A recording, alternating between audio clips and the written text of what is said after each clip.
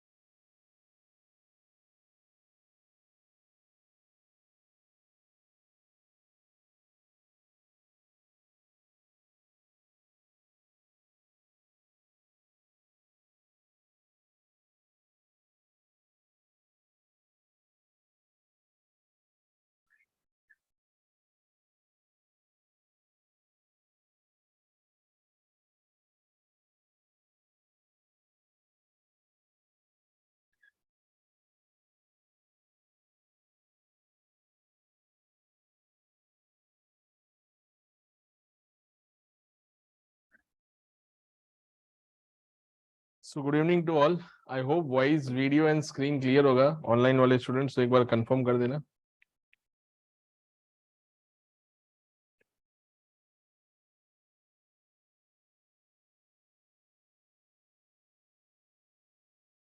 Okay fine. So last lecture में हमने discuss किया था, उसको थोड़ा पहले रिवाइज कर लेते हैं, तब तक 2-3 स्टूडेंट्स और ज्वाइन हो जाएंगे।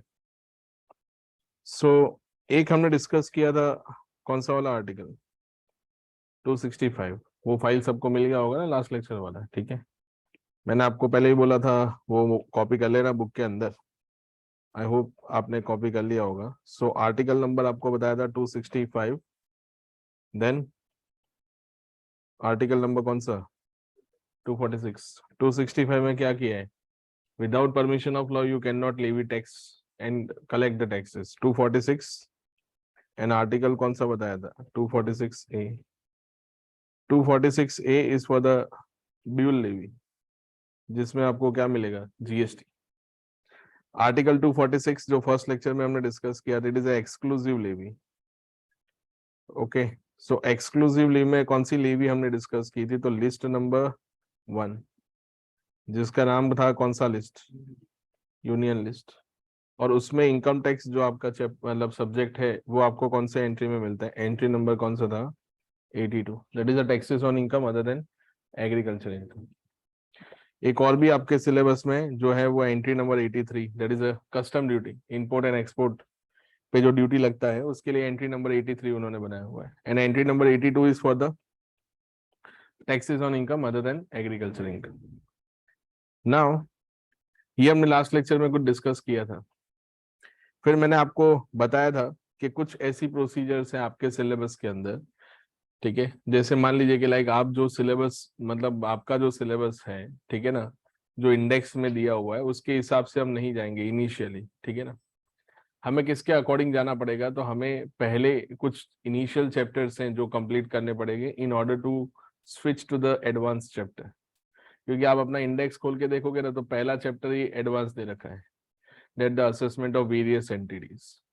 Now, for the purpose of assessment of various entities, you have to learn the PGBP, capital gain. आपको कंपनी का असेसमेंट पूछा है तो कंपनी का असेसमेंट अभी करना है, पर कंपनी के असेसमेंट के लिए कंपनी कौन सी इनकम कर रही वो तो पता होना चाहिए ना। तो पीजीबीपी हमें पढ़ना पड़ेगा। बोले सर पीजीबीपी तो हम इंटर में करके आए, वो बहुत छोटा पीजीबीपी था, अभी हमें एडवांस वाला क्या करना पड़ेगा? पीजीबीपी देखना पड़ेगा। और पीजीबीपी का एक एक्सक्लूसिव क्वेश्चन आता भी है एग्जाम के अंदर। ओके, तो somewhat assessment of various entities के लिए हमें कुछ चैप्टर्स पहले इनिशियली कंप्लीट करने पड़ेंगे। अभी मैंने आपको लास्ट लेक्चर में कुछ सेक्शंस बताए थे, और आपकी एग्जाम सब लोगों की मैं ऐसा मान के चलता हूँ कि जून 23 में होगी, या फिर डीटी के लिए दिसंबर 23 भी हो सकता है। तो जून एंड दिसंबर 23 के लिए डीटी सेम ही रहता है, आईडीटी चेंज हो जाता है। तो जून 23 में आईडीटी डिफरेंट होता है, दिसंबर के लिए क्या होता है? थोड़ा डिफरेंट होता है, ठीक है। सो आपको कौन सा एक्ट पढ़ना है? तो मैंने आपको बोला था कि आपको कौन से एक्ट पढ़ने हैं। इनकम टैक्स एक्ट प्लस आपको रेलेवेंट फाइनेंस एक्ट पढ़ना है। रेलेवेंट फाइनेंस एक्ट आपको कौन सा पढ़ना है? तो अगर 23 में एग्जाम दे रहे हो तो फाइनेंस एक्ट कौन सा पढ़ना है? 2022 के अमेंडमेंट सारे रीड करने, इनफैक्ट पूरा फाइनेंस एक्ट 2022 पढ़ना है। अभी फाइनेंस एक्ट कैसा आता है उसका प्रोसीजर मैंने आपको लास्ट लेक्चर में बताया था, और थोड़ा डिटेल में बताया था जो इंटर में हमने डिस्कस नहीं किया था। दैट फाइनेंस एक्ट जो होता है दोस्तों, वो पहले किस फॉर्म में आता है? बिल के फॉर्म में आता है, ठीक है। अभी जैसे ही वो बिल के फॉर्म में आता है, मतलब बिल का मतलब क्या होता है? बिल का मतलब होता है प्रपोजल, मतलब वो लोग आपको क्या दे रहे हैं? प्रपोजल कर रहे हैं। इंडिया में आप डायरेक्टली कुछ भी इम्पोज नहीं कर सकते हो, पहले प्रपोज किया जाता है, आप अपना प्रपोजल रखो, फिर कॉन्स्टिट्यूशनल प्रोसीजर के थ्रू उसका क्या बनेगा? एक्ट बनेगा। तो बिल कब आता है? आपको बताया था बिल कब आता है? फेब। कब? ऑलवेज कौन से डे पे? फर्स्ट डे पे। बट मैंने इलेक्शन वाले ईयर में आपको बोला था कि इलेक्शन वाले ईयर का जो फाइनेंस बिल होता है वो फेब में नहीं आता, वो सरकार बन जाती है उसके बाद आता है। मतलब 24 वाला फाइनेंस बिल आप देखोगे तो फरवरी में नहीं मिलेगा, वो कब मिलेगा आपको? जुलाई में। लेकिन मैंने आपको ये भी बोला था कि इनकम टैक्स में अलग अलग टैक्स रेट्स हैं। एक होते हैं कौन से रेट्स दोस्तों, जो आज के सेशन में हमें डिस्कस करने हैं। एक होते हैं कौन से रेट्स? Income tax rates. और दूसरे होते हैं फ्रेंड्स कौन से रेट्स? TDS rates. ओके, तो टीडीएस जो होता है वो कब डिडक्ट करना होता है दोस्तों? तो टीडीएस तो हमें कब पे करना होता है? प्रीवियस ईयर में। बट इनकम टैक्स हमें कब पे करना है? असेसमेंट। क्या टीडीएस सेपरेटली भी है कि टीडीएस सिर्फ इनकम टैक्स कलेक्ट करने के लिए हमने टीडीएस डिडक्ट किया था? TDS is not a separate levy, TDS just because of the collection of the income tax, उसके लिए हमने टीडीएस डिडक्ट किया था। TDS is not a separate levy, it is just because of the हमें advance में tax चाहिए था तो हम टीडीएस क्या कर रहे हैं? डिडक्ट कर रहे हैं। It is interim levy we can say, ठीक है। सो ये ध्यान रखना। तभी आपको एग्जाम में टीडीएस रेट भी पढ़ने हैं, फाइनल लेवल पे टीडीएस रेट्स भी बहुत पूछते हैं वो लोग, और साथ में कौन से रेट्स पढ़ने हैं? इनकम टैक्स रेट्स, जो आज के सेशन में हम डिस्कस करेंगे। इनफैक्ट इनकम टैक्स के रेट्स पढ़ने में ही हमें 2-3 सेशन चाहिए होंगे, ठीक है। तो आज का एक सेशन हमारा ऑक्यूपाई रहेगा। आज के इनकम टैक्स मतलब आज के सेशन में जो मैं इनकम टैक्स रेट्स बताऊंगा वो आपने इंटरमीडिएट में कुछ हद तक सुने होंगे, कुछ हद तक नहीं भी सुने होंगे, ठीक है। और फिर बाद में हम टीडीएस के रेट्स डिस्कस करेंगे, बट वो टीडीएस के चैप्टर में आएगा। सो टीडीएस के रेट्स दोस्तों कौन से ईयर के लिए एप्लीकेबल हो जाते हैं? प्रीवियस ईयर के लिए। और इनकम टैक्स के रेट्स कौन से ईयर के लिए एप्लीकेबल हो जाते हैं? वो हो जाते हैं असेसमेंट ईयर के। समझ में आ रहा है? आप अपना ऑब्जर्वेशन देखोगे, अगर आपने इंटरमीडिएट में देखा हो, मैंने तो आपको बताया ही होगा कि इनकम टैक्स के रेट्स और टीडीएस के रेट्स अलग अलग पाए जाते हैं, दोनों अलग अलग होते हैं। क्यों? उसके पीछे का कोई लॉजिक, खास रीजन आपको पता है क्या होता है? जितने भी फिजिकल स्टूडेंट बैठे सब बताओ, या ऑनलाइन में जिसको बताने बता सकते हैं, ऐसा क्या खास वजह है कि टीडीएस और इनकम टैक्स के रेट्स अलग अलग होते हैं? सेम ही होने चाहिए ना देखने जाए तो।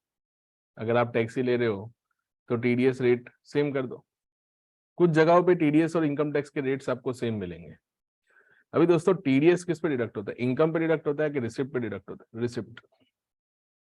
मतलब आपको 10 लाख रुपए का कॉस्ट ऑडिट का फीस रिसीव हुआ है मान लीजिए, तो टीडीएस वो लोग किस पे डिडक्ट करेंगे? पूरे 10 लाख पे।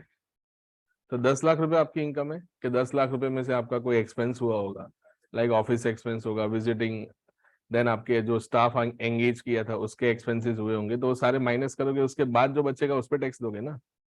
तो टीडीएस अगर मान लो ग्रॉस पे डिडक्ट होता है, तो अगर मैं उसका rate equal to income tax कर दूंगा तो आपको नहीं लगता बहुत ज्यादा लिक्विडिटी प्रॉब्लम क्रिएट हो जाएगी फॉर द रिसिपिएंट जो इनकम को क्या कर रहे हैं? रिसीव कर रहे हैं। आपको लॉजिक समझ आ रहा है मैं क्या बोल रहा हूँ? कि टीडीएस का रेट और इनकम टैक्स का रेट आपको कभी भी सेम मिलेगा नहीं। टीडीएस का रेट इनकम टैक्स से ऑलवेज क्या होगा? लो होगा, क्योंकि वो किस पे डिडक्ट होता है? वो ग्रॉस पे होता है। और इनकम टैक्स किस पे होता है? नेट पे करना होता है। आ रहा है समझ? बट कुछ ऐसे केसेस हैं दोस्तों जिसमें टीडीएस और इनकम टैक्स के रेट आपको सेम मिलेंगे। ऐसे कौन से? लॉटरी में। क्यों? क्योंकि लॉटरी में तो आपको वैसे भी कोई डिडक्शन नहीं मिलता। 10 लाख का लॉटरी लगा है तो 10 लाख के लॉटरी के लिए कोई एक्सपेंस सरकार आपको माइनस करना है कि 10 लाख पे सीधा 30 देना है। तो उसमें इनकम टैक्स का रेट भी 30 मिलेगा और टीडीएस का रेट भी क्या मिलेगा? 30 ही मिलेगा। मतलब 30-30 रेट आपको दोनों जगह सेम मिलेगा। तो ये लॉजिक अपने माइंड में ये क्लियर करके चलता, ठीक है। तो ये ध्यान रखना। एक जस्ट मिनट, ये इसको आई थिंक थोड़ा ऑन होने में टाइम लगेगा, जो स्क्रीन डिसअपियर हुआ है, ठीक है। तो मैं बोल रहा हूँ उसको आप सिर्फ सुनिएगा। तो जैसे मैंने आपको बोला कि टीडीएस के रेट्स और इनकम टैक्स के रेट्स आपको क्या मिलेंगे? डिफरेंट मिलेंगे, बट क्यों कुछ केसेस में आपको क्या मिलेंगे? सेम। तो फाइनेंस एक्ट जब आता है तो कौन से रेट्स आपको बताया जाता है? सिर्फ इनकम टैक्स रेट्स के दोनों रेट्स। जब फाइनेंस एक्ट आएगा तब आपको सिर्फ इनकम टैक्स के रेट्स बताए जाते हैं कि दोनों रेट्स बताए जाते हैं? दोनों रेट्स। तो मान लो टीडीएस के रेट्स जो चेंज हुए हैं वो कब से एप्लीकेबल हो जाते हैं? वो इमीडिएट अप्रैल से हो जाते हैं। इमीडिएट अप्रैल मतलब फेब में उन्होंने अनाउंस किया, तो वो कब से एप्लीकेबल हो जाएगा टीडीएस का रेट? इमीडिएट, मतलब जो 1 अप्रैल आएगा वहां से टीडीएस का रेट क्या हो जाएगा? एप्लीकेबल हो जाएगा। अंडरस्टूड? ठीक है। सो ये ध्यान। लास्ट लेक्चर में हमने इन टोटल 4 सेक्शन किए थे, आप सब लोगों को याद होगा। सेक्शन नंबर 1 इंट्रोडक्शन, आज हम सेक्शन 4 करेंगे in detail. Section number 1 introduction, section number 2 definitions. Definitions में आपको फाइनल लेवल पे काफी डिटेल में डेफिनेशंस करनी पड़ेगी, जैसे अमालगमेशन, डीमर्जर, सब्सटेंशियल इंटरेस्ट, ऐसी सारी डेफिनेशन आपको करनी है। देन हमने डिस्कस किया था सेक्शन नंबर 3 जिसमें है प्रीवियस ईयर। सो नॉर्मली आपको अभी पता ही है प्रीवियस ईयर मतलब क्या होता है। तो जिस ईयर में हम इनकम को क्या करते हैं, वो विंटर वाला पुराना डेफिनेशन, कि जिस ईयर में हम पैसा कमाते हैं उसको हम क्या बोलते हैं? Previous year. और जिस ईयर में हम टैक्स क्या करते हैं? पे करते हैं, उसको हम कौन सा ईयर बोलते हैं? Assessment year. ये घिसा बीटा कॉन्सेप्ट है, ठीक है ना। हर छोटे बच्चे को भी आता होता है जो इंटर में पढ़ रहा होता है ना। हम पढ़ने वाले हैं कि प्रीवियस ईयर और असेसमेंट ईयर अलग अलग होते हैं नॉर्मली, बट आपको है ना इंटर में बताया होगा कि कुछ ऐसे केसेस होते हैं जिसमें प्रीवियस ईयर और असेसमेंट ईयर क्या होते हैं? सेम हो जाते हैं, डिफरेंट होते नहीं। तो वो तो सिर्फ नाम पढ़ के आए थे, यहाँ पे आपको पूरा उसका एप्लीकेशन करना पड़ेगा, ठीक है। तो वो हम डिस्कस करेंगे। देन हमने स्टार्ट किया था विद द सेक्शन नंबर 4, जो इनकम टैक्स का सबसे इंपॉर्टेंट सेक्शन है, that is a charging section. तो कोई भी सेक्शन के अंदर या कोई भी लॉ के अंदर, स्पेसिफिकली अगर हम रेवेन्यू लॉ की बात करें, रेवेन्यू लॉ मतलब हम जो पढ़ रहे हैं वो कौन सा लॉ है? कॉर्पोरेट लॉ है कि रेवेन्यू लॉ है? Revenue law. तो रेवेन्यू लॉ जो होता है ना वो दोस्तों बहुत ही ज्यादा डिस्क्रिप्टिव होता है। क्यों? क्योंकि गवर्नमेंट को उससे क्या मिलता है? रेवेन्यू मिलता है। कंप्लाइंस लॉ जो होता है ना, जैसे कंपनीज एक्ट हो गया या सीबी हो गया, उनसे उनका इतना रेवेन्यू नहीं होता, वो लाइसेंसिंग करके पैसा लेते हैं। बट इधर तो तुम्हें क्या मिलने वाला है? पैसा मिलने वाला है। सो आपको अपने वर्ड्स को थोड़ा क्या करना पड़ेगा? एक्यूरेटली यूज करना पड़ेगा, तब जाके आप लोगों से क्या कलेक्ट कर पाओगे? टैक्स कलेक्ट कर पाओगे। तो मैंने लास्ट लेक्चर में जाने से पहले आपको बोला था कि किसी भी रेवेन्यू लॉ में चार्जिंग सेक्शन क्यों इंपॉर्टेंट होता है? उसका कोई खास वजह? क्यों चार्जिंग सेक्शन इतना इंपॉर्टेंट होता है? इसकी वजह ये होती है कि लोग सिर्फ और मतलब गवर्नमेंट ऐसा बोल देगी कि नहीं हम टैक्स लगा देंगे, बट आपको ये भी तो बताना पड़ेगा ना कि कितना टैक्स आप क्या करने वाले हो, इनकॉर्पोरेट करने वाले हो, क्या टैक्स आप हमारे ऊपर लगाने वाले हो। ठीक है ना? तो उसका हम आज डिस्कशन करने वाले हैं। मतलब आपको क्या करना है, जो आज के सेशन में बताऊंगा ना, वो एग्जाम में 3 से 4 मार्क्स के एमसीक्यू में आ सकता है। ठीक है ना? तो एमसीक्यू के पॉइंट ऑफ व्यू से इसको लर्न करना। और सेक्शन तो मैंने बताया ही आपको, सेक्शन तो मैं बोल बोल के याद कराऊंगा, मैं खुद 10 बार बोलूंगा। ठीक है ना? कि ये वाले सेक्शन में ये लिखा हुआ है, ये वाले सेक्शन में ये लिखा हुआ है। ठीक है? क्योंकि मैं आपको गारंटी देता हूं कि अगर आपने सेक्शन याद नहीं रखे तो डीटी में मैंने बोला है ना कि सिंगल डिजिट में भी लोगों के क्या आते हैं? मार्क्स आते हैं। तो वो आपके साथ ना हो, वो बात अलग है कि काफी सारे मतलब उसके अंदर होते हैं कि जो लोग पास भी हो जाते हैं, बट उसमें से 5-6 लोगों के रिजल्ट ही मार्केट में घूमते हैं। आप समझ रहे हो मैं क्या बोलना चाहता हूँ? 90% स्टूडेंट के मार्क्स देखोगे ना तो उसके अंदर उनको प्रॉब्लम ज्यादा होती है। तो पहले तो आप सब्जेक्ट का नेचर समझो, नेचर समझोगे तो मार्क्स अपने आप आ जाएंगे। उसका नेचर ये है कि आपको उसका पूरा प्रोसेस पता होना चाहिए कि वो किस तरह से वर्क करता है। ठीक है? उसके बेसिस पे हम मूव ऑन करेंगे। सो स्टार्ट करते हैं जो आज का डिस्कशन है। थोड़ा ध्यान दीजिएगा, मैं इनिशियली सिर्फ टैक्स रेट्स की बात करूंगा। ठीक है? कि क्या टैक्स रेट्स हैं, जरूरत पड़ने में कुछ जगहों पे हम एग्जाम्पल भी करेंगे। ठीक है? सो आपने इंडिविजुअल के टैक्स रेट्स तो किए होंगे इंटरमीडिएट लेवल पे। ठीक है? पहले वो वाले टैक्स रेट्स में आपको बताया तो थोड़ा रिवीजन हो जाएगा आपका। ठीक है? ऐसे तो कुछ लोग इमीडिएट अभी इंटरमीडिएट कंप्लीट करके आए होंगे तो उनको तो पता ही होगा कि क्या टैक्स रेट्स हैं। बट जिन लोगों का थोड़ा गैप हो गया, मान लो 1 साल का गैप हो गया है, तो हो सकता है कि उनके लिए थोड़ा नया हो। ठीक है? सो जैसा कि आप सब लोगों को पता है दैट इंडिविजुअल पे टैक्स रेट्स कौन सा है। ठीक है? तो टैक्स रेट्स में लिखने जा रहा हूं जो कौन से सेक्शन में उन्होंने डिफाइन किए हैं, सेक्शन 4 के अंदर। ठीक है? उसमें सबसे पहले जो हम बात करने जा रहे हैं वो है कौन? इंडिविजुअल। ओके, देन कौन? एचयूएफ। देन कौन? ट्रस्ट। चैरिटेबल ट्रस्ट हो गया, या तो फिर क्या हो गया? रिलीजियस ट्रस्ट हो गया। ठीक है? इसका आज हम सेक्शन डिस्कस करेंगे। ध्यान देना सब लोग, हाँ? ना समझ में आए तो आप पूछ लेना, डायरेक्टली पूछ लेना। ठीक है? सो इंडिविजुअल में आप सब लोगों को पता है दैट अप टू 2,50,000 तक कितना परसेंटेज टैक्स रेट है? तो टैक्स रेट कितना परसेंट है? 0%। अप टू 3 लाख अगर कौन है कोई टैक्स पेयर जिसकी एज कितने ईयर से ज्यादा है? 60 ईयर से ज्यादा है, तो उनके केस में भी टैक्स रेट कितना है? 0%। फिर अप टू 5 lakhs जिनकी एज कितने ईयर से ज्यादा है? 80 ईयर्स, तो उनके केस में भी टैक्स रेट कितना है? 0%। ये सारे के सारे, इसको हम सीनियर सिटीजन बोलते हैं और इसको हम क्या बोलते हैं? Super senior. बट प्रोवाइडेड ये लोग क्या होने चाहिए? क्या होने चाहिए? रेसिडेंट। बट अगर वो नॉन रेसिडेंट होंगे तो, मान लो कि वो नॉन रेसिडेंट हुए तो फिर वो इस वाली स्लैब में कवर हो जाएंगे।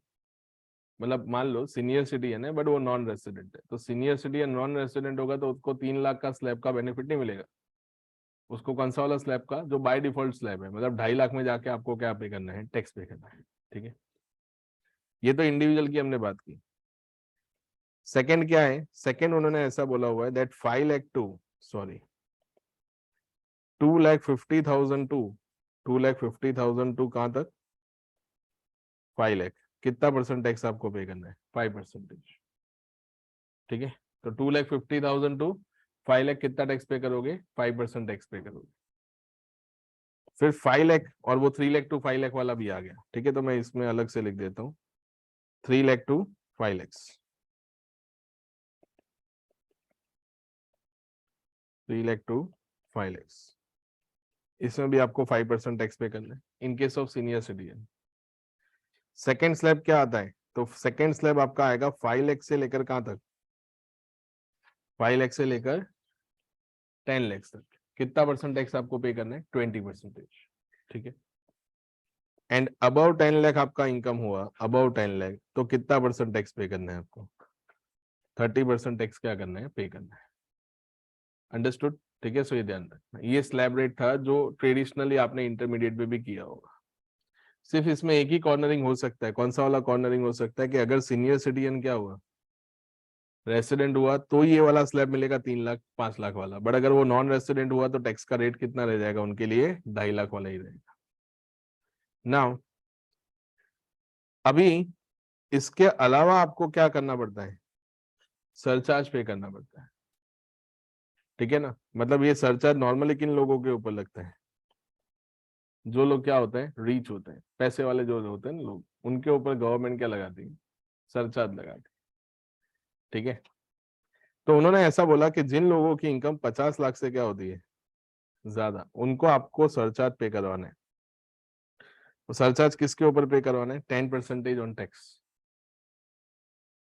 बट जिनकी इनकम 1 करोड़ से ज्यादा होती है उनको कितना परसेंट सरचार्ज पे करना है? 15% ऑन टैक्स। बट जिनकी इनकम 2 करोड़ से ज्यादा होती है, ठीक है, ये आपने किया था, इसमें स्लाइड थोड़ा अमेंडमेंट किया है, लास्ट ईयर से अमेंडमेंट हुआ है, तो उनको कितना परसेंट टैक्स पे करना है? 25% ऑन टैक्स। एंड अगर जिनकी इनकम कितने से ज्यादा है? 5 करोड़ से ज्यादा है, उनको कितना टैक्स पे करना है? 37% ऑन टैक्स। तो ये है सरचार्ज का रेट। ये किसके लिए है दोस्तों? इंडिविजुअल, एचयूएफ एंड ट्रस्ट के लिए। तो इतना आपको सरचार्ज पे करना है। तो अगर आपकी इनकम मान लीजिए 1 करोड़ 25 लाख हुई तो कितना सरचार्ज आपको पे करना है? 1 करोड़ 25 लाख होगी तो कितने? 15%। 2 करोड़ 25 लाख होगी तो 25% किसका? टैक्स का कि इनकम का? टैक्स। इनकम का होगा तो वो छोड़ देगा इंडिया। एक तो टैक्स दे 30%, ऊपर से 25% अलग से सरचार्ज देगा, तो 55% हो जाएगा ना। तो इससे बोला कि वो बोले कि मैं कमाई क्यों रहा हूँ, इससे अच्छा तो मैं घर पे बैठ के क्या करूं, आराम करूं। ठीक है। फिर एक कंपलसरी, आप सब लोगों को पता है दैट कंपलसरी आपको क्या पे करना पड़ता है? कंपलसरी आपको क्या पे करना पड़ता है? सेस। ठीक है, कंपलसरी क्या पे करना है? सेस। तो कितना कंपलसरी सेस आपको पे करना पड़ेगा? तो वो आपको पे करना है 4% सेस। ऑन किसके ऊपर? Tax and surcharge if any. ठीक है, अगर सरचार्ज आता है तो उस पर 4% आपको अलग से देना है। बाकी टैक्स पे तो आपको 4% देना ही है, ये कंपलसरी है, ये सदियों से लगता आ रहा है और अभी 4% है। तो ये बात आपको पहले से पता थी, इसमें हमने कुछ नया नहीं डिस्कस किया है। ठीक है, हाँ, बट काफी सारी चीजें हैं जो इसमें इंटर से अलग है, अमेंड हो चुकी है, बट वो धीरे धीरे आपको मैं समझाऊंगा। ठीक है, तो ये तो मैंने बताया इंडिविजुअल का टैक्स रेट। अभी जाते हैं फ्रेंड्स कंपनी के टैक्स रेट के ऊपर।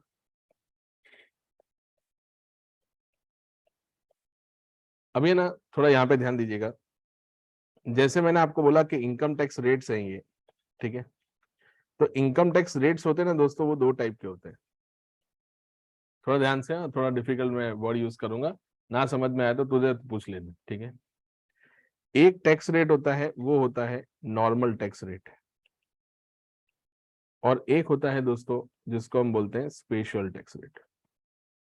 ये आपने इंटर में सुना होगा, फाइनल में इसका नाम बदल देते हैं अपने। ठीक है, ये है दोस्तों पर्सन बेस्ड टैक्स रेट। कौन सा tax rate? Person based tax rate. और ये है इनकम बेस्ड टैक्स रेट्स। ठीक है, सिंपल है। देखो इसका नाम मैंने क्या रख दिया, इसका नाम मैंने रख दिया पर्सन बेस्ड टैक्स रेट, जो नॉर्मल टैक्स रेट हम बोलते हैं, और इसको हमने क्या नाम रख दिया? Income based tax rate. मतलब कुछ टैक्स रेट्स कैसे होते हैं फ्रेंड्स, कुछ टैक्स रेट्स ऐसे होते हैं जो पर्सन को देखते हैं और टैक्स लगा देते हैं। कुछ इनकम ऐसी होती है, मतलब कुछ टैक्स रेट्स ऐसे होते हैं वो इरिस्पेक्टिव पर्सन को नहीं देखता, वो सिर्फ इनकम को देखता है और उसके ऊपर टैक्स लगाना होता है। जैसे लॉटरी के ऊपर कितना टैक्स लगता है? 30%। तो वो देखता है लॉटरी किसको लगी, किसी को भी लगी हो, लॉटरी लगी तो कितना टैक्स देने का? 30। आपने कैपिटल गेन के बारे में सुना होगा, तो कैपिटल गेन के अंदर नॉर्मली कैपिटल गेन 20% लगता है। तो कैपिटल गेन 20% किसको लगता है? तो हम देखते हैं कि इंडिविजुअल को है कि कंपनी को है कि किसको है, हम ऐसा देखते हैं कि सीधा कैपिटल गेन हुआ तो हम 20% लगा देते हैं। तो these are the income based tax rates, मतलब वहां पे वो लोग उसका कॉन्सेंट्रेट किसको करते हैं? इनकम को फोकस करते हैं। तो इनकम आपको देखी तो आपको उतना टैक्स क्या करना है? पे करना है। बट कुछ टैक्स रेट्स ऐसे होते हैं जो कौन से बेस्ड टैक्स रेट्स होंगे? Person based. पर्सन बेस्ड मतलब क्या होगा कि वो लोग इनकम को नहीं फोकस करेंगे, वो किसको फोकस करेंगे? पर्सन को फोकस करेंगे। तो आपने सुना होगा नॉर्मल इनकम के बारे में, तो कौन सी इनकम नॉर्मल इनकम होती है? जैसे PGBP income, salary income, house property income, ये सारी कौन सी इनकम है? नॉर्मल। बाद में आती है capital gain income, lottery income. समझ में आ रहा है? ये कौन सी इनकम में आता है? स्पेशल इनकम, जहां पे टैक्स रेट्स क्या रहते हैं? स्पेशल वाले। तो अभी जो मैं टैक्स रेट्स आपको बता रहा हूँ, ये जो मैं टैक्स रेट बताने जा रहा हूँ, ये टैक्स रेट्स कौन से वाले हैं? स्पेशल वाले के नॉर्मल वाले? नॉर्मल। कौन से वाले? नॉर्मल। मतलब आपको अगर नॉर्मल इनकम होगी तो ये वाले टैक्स रेट लगेंगे, अगर स्पेशल इनकम होगी तो टैक्स रेट्स क्या होंगे? अलग होंगे। ठीक है, तो ध्यान रखना। सो अभी जो हम बात करने जा रहे हैं वो है कंपनी के टैक्स रेट्स। यहाँ पे देखना सब लोग, फिर मटेरियल में से करेंगे हम नेक्स्ट लेक्चर में से, बट अभी ओरली समझ लीजिए आप लोग कंपनी के क्या टैक्स रेट्स रहेंगे। तो अभी कंपनी है ना, दो टाइप की होती है, ध्यान से समझ लो। और ये कंपनी में भी कौन से वाले टैक्स रेट हम डिस्कस करें? स्पेशल वाले के नॉर्मल वाले? नॉर्मल। अभी कंपनी में उन्होंने ऐसा बोला कि दो टाइप की कंपनी होती है, एक होती है कौन सी कंपनी? डोमेस्टिक कंपनी, और एक होती है कौन सी कंपनी? Foreign company. ठीक है, तो डोमेस्टिक कंपनी के ऊपर कितना टैक्स रेट लगता है? तो डोमेस्टिक कंपनी में बाय डिफॉल्ट 30% टैक्स रेट लगता है। ओके, बट अभी इसमें उन्होंने कुछ ऑल्टरनेटिव स्कीम लाई है। कौन सी स्कीम लाई है? Alternative scheme. ऑल्टरनेटिव मतलब अगर आपको 30% पे करना है तो 30%, अगर आपको ऑल्टरनेटिव में जाना है तो ऑल्टरनेटिव में जा सकते हो। बट ऑल्टरनेटिव में दोस्तों क्या है? ऑल्टरनेटिव में जाओगे तो आपको क्या करना पड़ेगा? कुछ रिस्ट्रिक्शंस फेस करने पड़ेंगे। क्या फेस करने पड़ेंगे? कुछ रिस्ट्रिक्शंस फेस करने पड़ेंगे। तो रिस्ट्रिक्शन क्या है उसके ऊपर मैं बाद में आता हूँ, पहले सेक्शन बता देता हूँ। ठीक है, तो ये आप क्रक्स नोट की तरह यूज कर सकते हो। तो ये जो मैं बना रहा हूँ सब क्रक्स नोट ही है, तो क्रक्स नोट की तरह आप यूज कर सकते हो। तो एक है सेक्शन 115 BAA। कौन सा है? बीएसी है। बीएसी आपने इंटर में किया होगा, that is for individual, that is for the individual. ये कौन सा है? 115 बा। क्या है? बा है ना। 115 क्या रखोगे आप? बा याद रखें, कंपनी में बहुत काम आएगा ये। तो 115 बा के अंदर कितना टैक्स आपको पे करना है? तो आपको टैक्स पे करना है कितना? कितना टैक्स पे करना है दोस्तों? 22%। ये आपका कौन सा रेट होगा? ये आप फर्स्ट टाइम लर्न कर रहे हैं तो थोड़ा ध्यान रखना। 22% क्या है आपका? बेसिक,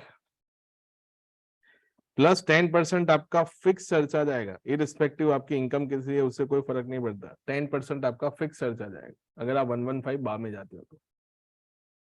ठीक है ना, 115 BAA में जाते हो तो फिक्स सरचार्ज कितना? 10%। तो ये 2.2% हो गया। तो इफेक्टिवली कितना टैक्स हो गया? 24.2%। बट ये क्या हो गया? ये आपका हो गया टैक्स एंड सरचार्ज। इस पे हमें 4% क्या ऐड करना है? सेस। तो 4% सेस ऐड करो, कितना होगा? कैलसी निकालो सब।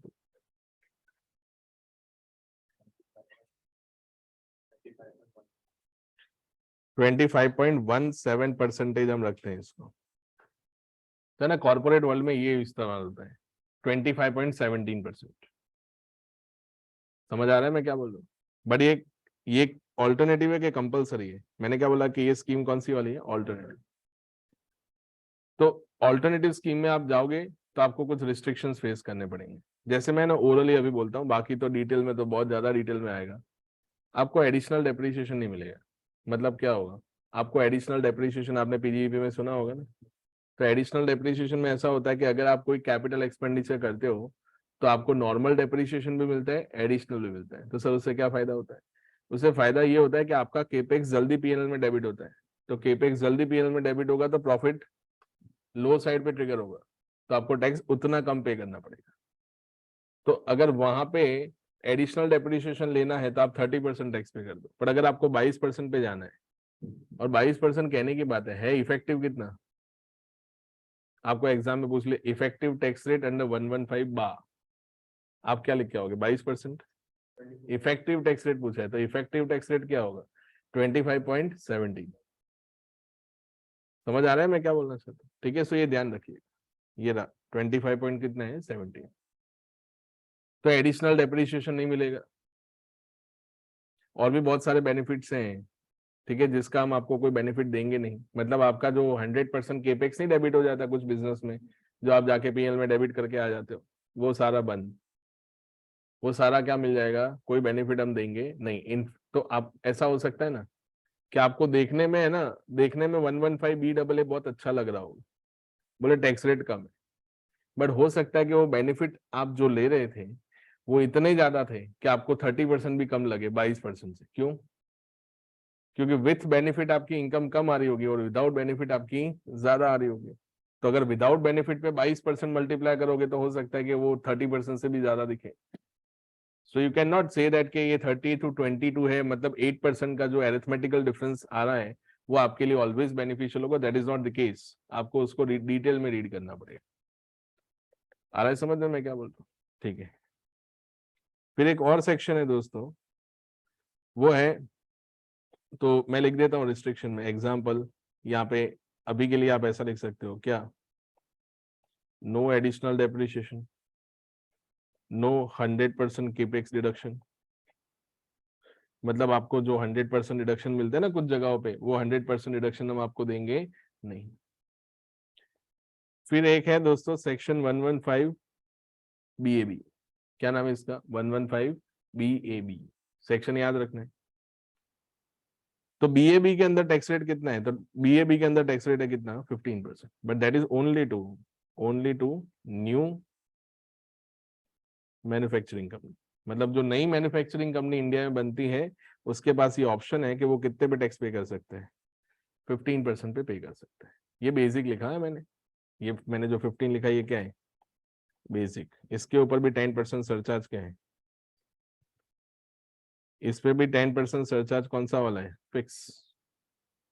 मतलब आपकी इनकम कितनी है उससे फर्क नहीं पड़ता, 10% सरचार्ज लग ही जाएगा। तो कितना लगेगा? 1.5।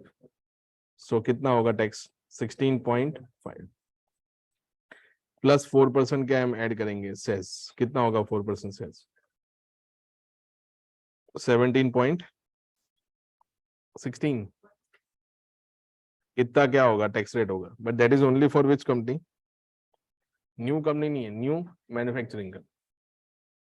तो अभी मेक इन इंडिया का है ना, मेक इन इंडिया का चल रहा है, चल ही रहा है, ठीक है ना काफी टाइम से चल रहा है। तो अगर उसके अंदर कुछ नई स्टार्टअप कंपनीज आती हैं जो इस तरह का क्या करती है, मैन्युफैक्चरिंग प्रोसेस करती है, तो they are eligible to opt the benefit of 15%, but that is a new manufacturing company, not for the existing manufacturing company. फिर बाद में हम डेट्स देखेंगे, सेक्शन में सारी डेट्स दे रखी है, वो मटेरियल में से हम डिस्कस करेंगे। बट अभी अभी के लिए ये टैक्स रेट्स याद है। कौन से सेक्शन बताएं कंपनी के लिए? कौन से सेक्शन है? एक तो आपके लिए नॉर्मल है। नॉर्मल कितना? 30। जिसका कोई नहीं है उसका 30% है। क्या? जिसका कोई नहीं है उसका कौन है? 30। 115 BAA में जो एग्जिस्टिंग कंपनीज हैं वो 22% पे स्विच होना चाहती है तो हो सकते हैं, बट स्विच होने की कुछ कॉन्सिक्वेंसेज होती है, जैसे एडिशनल डेप्रिसिएशन नहीं मिलेगा। अगर आपका कोई ऐसा लॉस है जो स्पेसिफाइड बिजनेस नेचर का है तो वो हम लैप्स करवा देंगे। आप समझ रहे हो ना मैं क्या बोल रहा हूँ? तो उसमें रिस्ट्रिक्शंस हैं, ठीक है, वो हम डिस्कस करेंगे। एंड 115 BAB जो मैंने आपको बताया ये सिर्फ और सिर्फ किन लोगों के लिए? जो मैन्युफैक्चरिंग कंपनीज हैं उनके लिए, ठीक है, सो ध्यान रखें।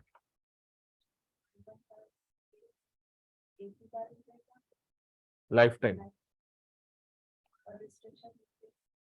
हाँ रिस्ट्रिक्शन उसमें भी है, मतलब कोई एडिशनल डेप्रिसिएशन वगैरह हम आपको देंगे नहीं। अंडरस्टूड? ठीक है, सो ये 30% समझ आ गया डोमेस्टिक कंपनी के लिए। और फॉरेन कंपनी में कितना है? फॉरेन कंपनी में टैक्स रेट कितना है?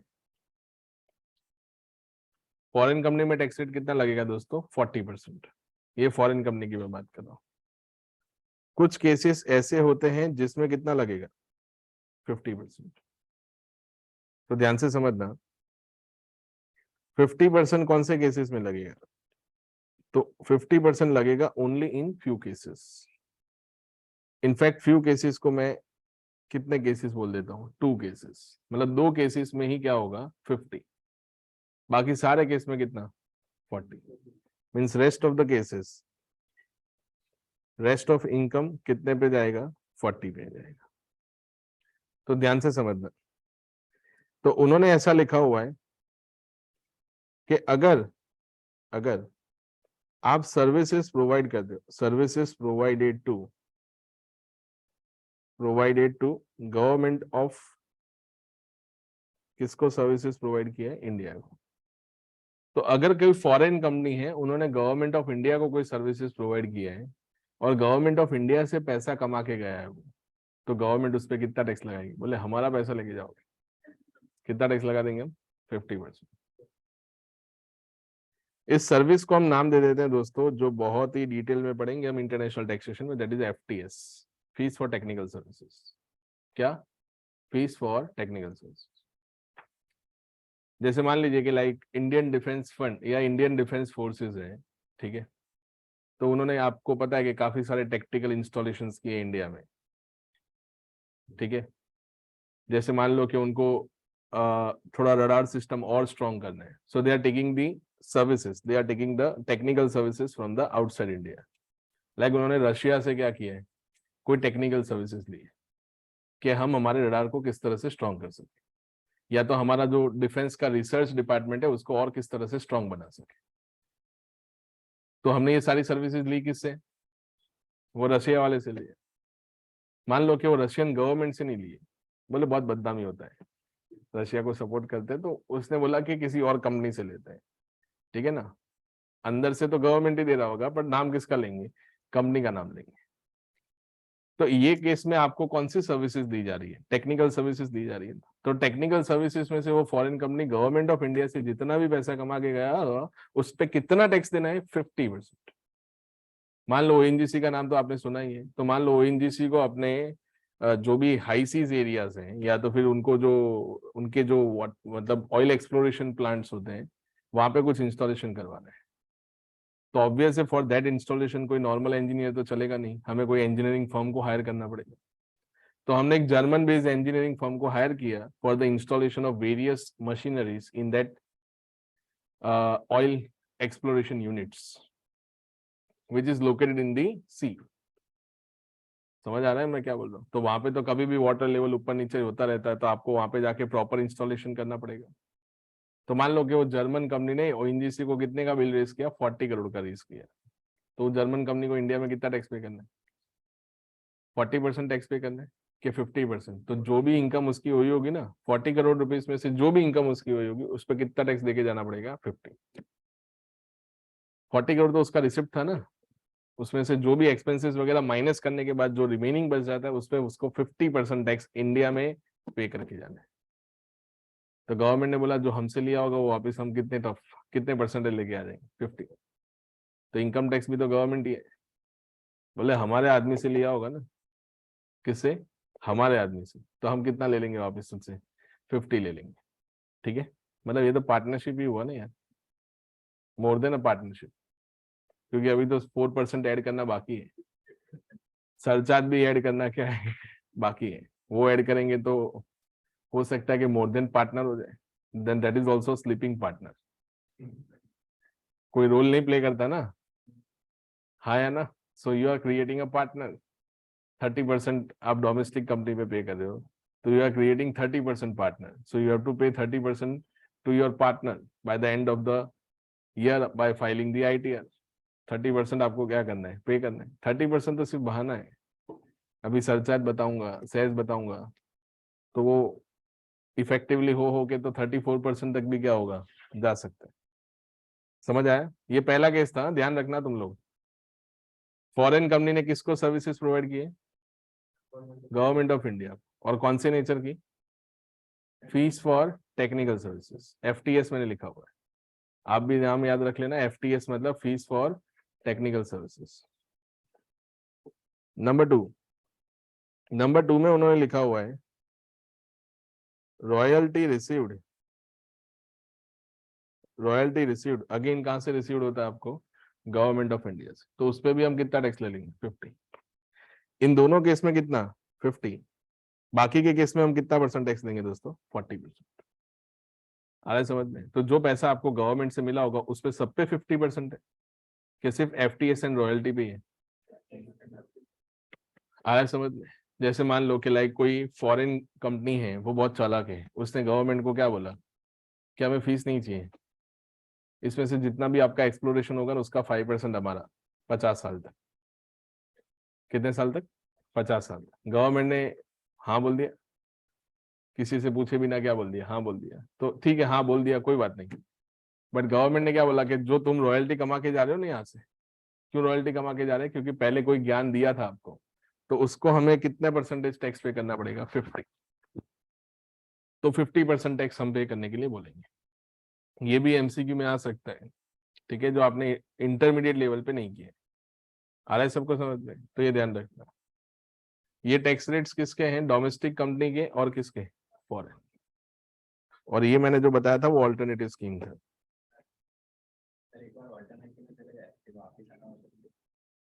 एक स्टूडेंट का डाउट ये है कि मान लीजिए कि सर एक बार हम ऑल्टरनेटिव में जा चुके, फिर वापस से अगर हमें डोमेस्टिक में आना है तो क्या हम आ सकते हैं? अगर आप एक बार ऑल्टरनेटिव में गए, मान लो सेक्शन 115 BAA में जा चुके हो, तो फिर आप नॉर्मल स्कीम में वापस नहीं आ सकते, क्योंकि ट्रांजिशन अलाउ करना डिफिकल्ट हो जाता है, क्योंकि आपको एडिशनल डेप्रिसिएशन नहीं देंगे। फिर मान लो नेक्स्ट ईयर आप वापस से नॉर्मल में आए, फिर बाद में आपने नॉर्मल में आके क्या बोला, नहीं वो सही था, तो वापस आप किस में चले गए? ऑल्टरनेटिव में चले गए। तो उसमें आप तो कंफ्यूज हो रहे हो, उससे डबल कंफ्यूज हम हो रहे हैं। इसलिए वो लोग बोलते हैं कि ऑल्टरनेटिव में अगर आप एक बार स्विच होते हो तो आपको जाना किस में? ऑल्टरनेटिव में ही जाना है। हावेवर इंडिविजुअल के केस में उन्होंने बोला है कि आप स्विच कर सकते हो, ठीक है ना। नाउ यहाँ पे देखिएगा सब लोग, सरचार्ज ऑन टैक्स, ये मैं किसकी बात कर रहा हूँ? ये कंपनी के सरचार्ज की मैं बात कर रहा हूँ। उसमें उसमें दो लोग हैं। कौन सी कंपनी है? एक डोमेस्टिक कंपनी और एक कौन सा कंपनी? Foreign company. तो डोमेस्टिक कंपनी में उन्होंने ऐसा लिखा है कि अगर आपका इनकम 1 करोड़ से क्या हुआ ज्यादा, ऑल्टरनेटिव की बात नहीं कर रहा हूँ, ऑल्टरनेटिव में तो फिक्स सरचार्ज है कितना? 10%। चाहे 10 रुपए इनकम हो, 5 रुपए हो, 50 लाख हो, जितना भी हो, 10% फिक्स सरचार्ज है ऑल्टरनेटिव। बट डोमेस्टिक में उन्होंने बोला हुआ है कि अगर आपकी इनकम 1 करोड़ से ज्यादा हुई तो आपको कितना परसेंट सरचार्ज पे करना है? 7%। बट फॉरेन कंपनी में कितना? 2%। तो सीधा दिल पे अड़ जाएगा। बोले सर देशवासियों से कितना लिया? 7%। और विदेशियों से कितना लिया? 2%। तो ये तो भेदभाव है। क्या है? भेदभाव। और वैसे भी थोड़े दिल मायूस से हो चुके आज जो हुआ उसके बाद, तो ठीक है ना। तो और गुस्सा है, तो देशभक्त जाग गया अंदर का। ठीक है, जो हुआ उसके बाद। ठीक है, हारे तो हारे, पर फाइट करके तो हारते एटलीस्ट, ठीक है ना। मतलब वो अभी बोलने जैसा ही नहीं रखा कुछ। हारा, हारना तो लगा रहता है, पर थोड़ा फाइट करके हारे होते हैं, तो थोड़ा ऐसा होता कि नहीं ठीक है, ये होता रहता है गेम, ठीक है ना। तो मान लो देशभक्त जाग गया अंदर से। वो बोले ये 7% नहीं, ये तो क्या है, ये तो गुनाह है, हम विद्रोह कर देंगे। क्या कर देंगे? विद्रोह। तो नहीं चलेगा ना, आप समझो बात को। ये 2% इसलिए क्योंकि उसका बेसिक टैक्स रेट कितना है? 40 है, कुछ केसेस में 50 है। तो अगर मान लो मैं 7% उधर लगाऊंगा 50 पे, तो सीधा 3.5 और अड़ जाएगा उसका। आ रहा है समझ में? इसलिए उन्होंने बोला कि थोड़ा धीरे 2% रखते हैं, बाद में बाकी देखेंगे। उसके बाद उन्होंने क्या बोला, अगर आपकी इनकम कितने से ज्यादा हुई? 10 करोड़ से ज्यादा, तो डोमेस्टिक में कितना? 12%। और इधर कितना? 5%। ये ध्यान रखना। ये कब आएगा? जब आप कौन से सेक्शन में टैक्स पे कर रहे हो, under which scheme, normal scheme, you are not in the alternative scheme. And 4% cess तो आपको लगा नहीं है, चाहे मैं लिखूं या ना लिखूं, 4% सेस तो कंपलसरी लगेगा, ठीक है। तो ये टैक्स रेट्स थे दोस्तों कंपनी के, ठीक है, जो डोमेस्टिक कंपनी के और फॉरेन कंपनी के मैंने बताए। ऑल्टरनेटिव स्कीम भी है, समझ रहे हो, ठीक है। फॉरेन कंपनी के लिए कोई ऑल्टरनेटिव स्कीम नहीं है, ओके। क्या बोल रहा हूं मैं, फॉरेन कंपनी के लिए कोई ऑल्टरनेटिव स्कीम नहीं है, सिर्फ और सिर्फ किसके लिए ऑल्टरनेटिव स्कीम है, डोमेस्टिक कंपनी, ठीक है। तो ये ध्यान रखना। तो ये मैंने इंडिविजुअल का बताया पहले, एंड देन फिर हमने कंपनी वाला डिस्कस किया, ओके। अभी है ना एग्जाम में ज्यादातर मैंने आपको बोला कि जो असेसमेंट ऑफ वेरियस एंटिटीज, जो आपके बुक का पहला चैप्टर है इंडेक्स का, उसमें से आएगा किस, मतलब कितने मार्क्स का आता है, तो 15 से 20 मार्क्स का आता है। उसमें सबसे बड़ा क्वेश्चन जो होता है वो होता है असेसमेंट ऑफ कंपनी का, फिर होता है ट्रस्ट का, assessment of trust, and then last में होता है पार्टनरशिप फर्म। तो अभी मैं जो बताने जा रहा हूं ना वो है किसका, तो वो है पार्टनरशिप फर्म का। पार्टनरशिप फर्म इंक्लूडिंग क्या होता है, इंक्लूडिंग एलएलपी। तो पार्टनरशिप फर्म को दोस्तों कितना परसेंट टैक्स पे करना है, उसमें सिंपल है, 30% ऑन किसके ऊपर, तो जो भी प्रॉफिट आपने अर्न किया उसका 30% आपको क्या पे करना है, टैक्स पे करना है, ठीक है। सरचार्ज भी है इसमें, सिंपल है। सरचार्ज कितना है, अगर आपकी इनकम 1 करोड़ से क्या हुई, ज्यादा हुई, तो आपको कितना परसेंट सरचार्ज पे करना है, 12% ऑन किसके ऊपर, टैक्स के ऊपर, ठीक है। बस इतना ही है पार्टनरशिप फर्म के लिए। बाकी 4% सेस तो आपको क्या करना है, कंपलसरी क्या करना पड़ेगा, लगाना ही पड़ेगा। समझ आ गया। तो ये थे कुछ नॉर्मल टैक्स रेट्स जो आपके एग्जाम के लिए इंपॉर्टेंट थे। अभी मैं जो बताने जा रहा हूँ वो ज्यादा डिटेल में है, ठीक है, मतलब जिसको ज्यादा याद रखना पड़ेगा, क्योंकि इनकम टैक्स के जो नॉर्मल टैक्स रेट्स हैं वो काफी कम है, स्पेशल टैक्स रेट्स क्या है, ज्यादा। जैसे नॉन रेसिडेंट के लिए टैक्स रेट अलग है, ठीक है। स्पेशल इनकम के लिए टैक्स रेट्स क्या है, अलग है। कैपिटल गेन के लिए टैक्स रेट्स क्या है, अलग है। तो आपको है ना कैटेगरी वाइज याद रखना पड़ेगा। मैं सारे टैक्स रेट्स आपको स्पेशल वाले बता दूंगा, किसको छोड़कर, नॉन रेसिडेंट वाले को छोड़कर, ठीक है। सो आप ये टैक्स रेट्स याद रखोगे तो आपका 4-5 मार्क्स का एमसीक्यू तो वहीं सॉल्व हो जाएगा, क्योंकि आपको एग्जाम में tax rates, special tax rates आपको ज्यादा पूछे जाते हैं इन एमसीक्यू, ठीक है। नॉर्मल वाले तो आपको वैसे भी याद रह जाते हैं, ठीक है। सो इसमें ध्यान रखना। पहले जो हम डिस्कस करने जा रहे हैं वो है पहला कौन सा वाला, कैपिटल गेन का। अभी आप सब लोगों को पता होगा कि कैपिटल गेन 2 टाइप के होते हैं।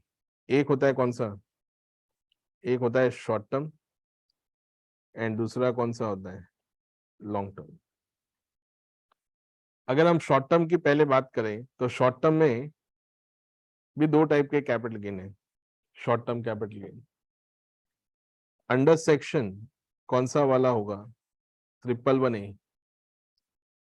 111A का मतलब क्या होता है, अगर आप लिस्टेड शेयर्स बेचते हो, क्या बेचते हो, लिस्टेड शेयर्स, या तो फिर क्या बेचते हो, म्यूचुअल फंड्स, तो आपको कौन से सेक्शन में टैक्स पे करना है, 111A। जैसे मान लो 4 दिन पहले आपने कोई शेयर लिया था छोटी टिकट प्राइस का, किसी ने बोला भागेगा, क्या बोला, भागेगा। किस तरफ भागेगा वो नहीं बोला, किस तरफ भागेगा वो बोला नहीं। आपने शेयर ले लिया, लकीली ऊपर की तरफ भागा, you are under the anticipation that कि नहीं ऊपर की तरफ ही भागेगा, ठीक है। तो मान लो आपने 1 लाख शेयर उठा लिए, कितने, 1 लाख, 10 रुपए का लिया था एक शेयर, 4 दिन में 17 रुपए का हो गया।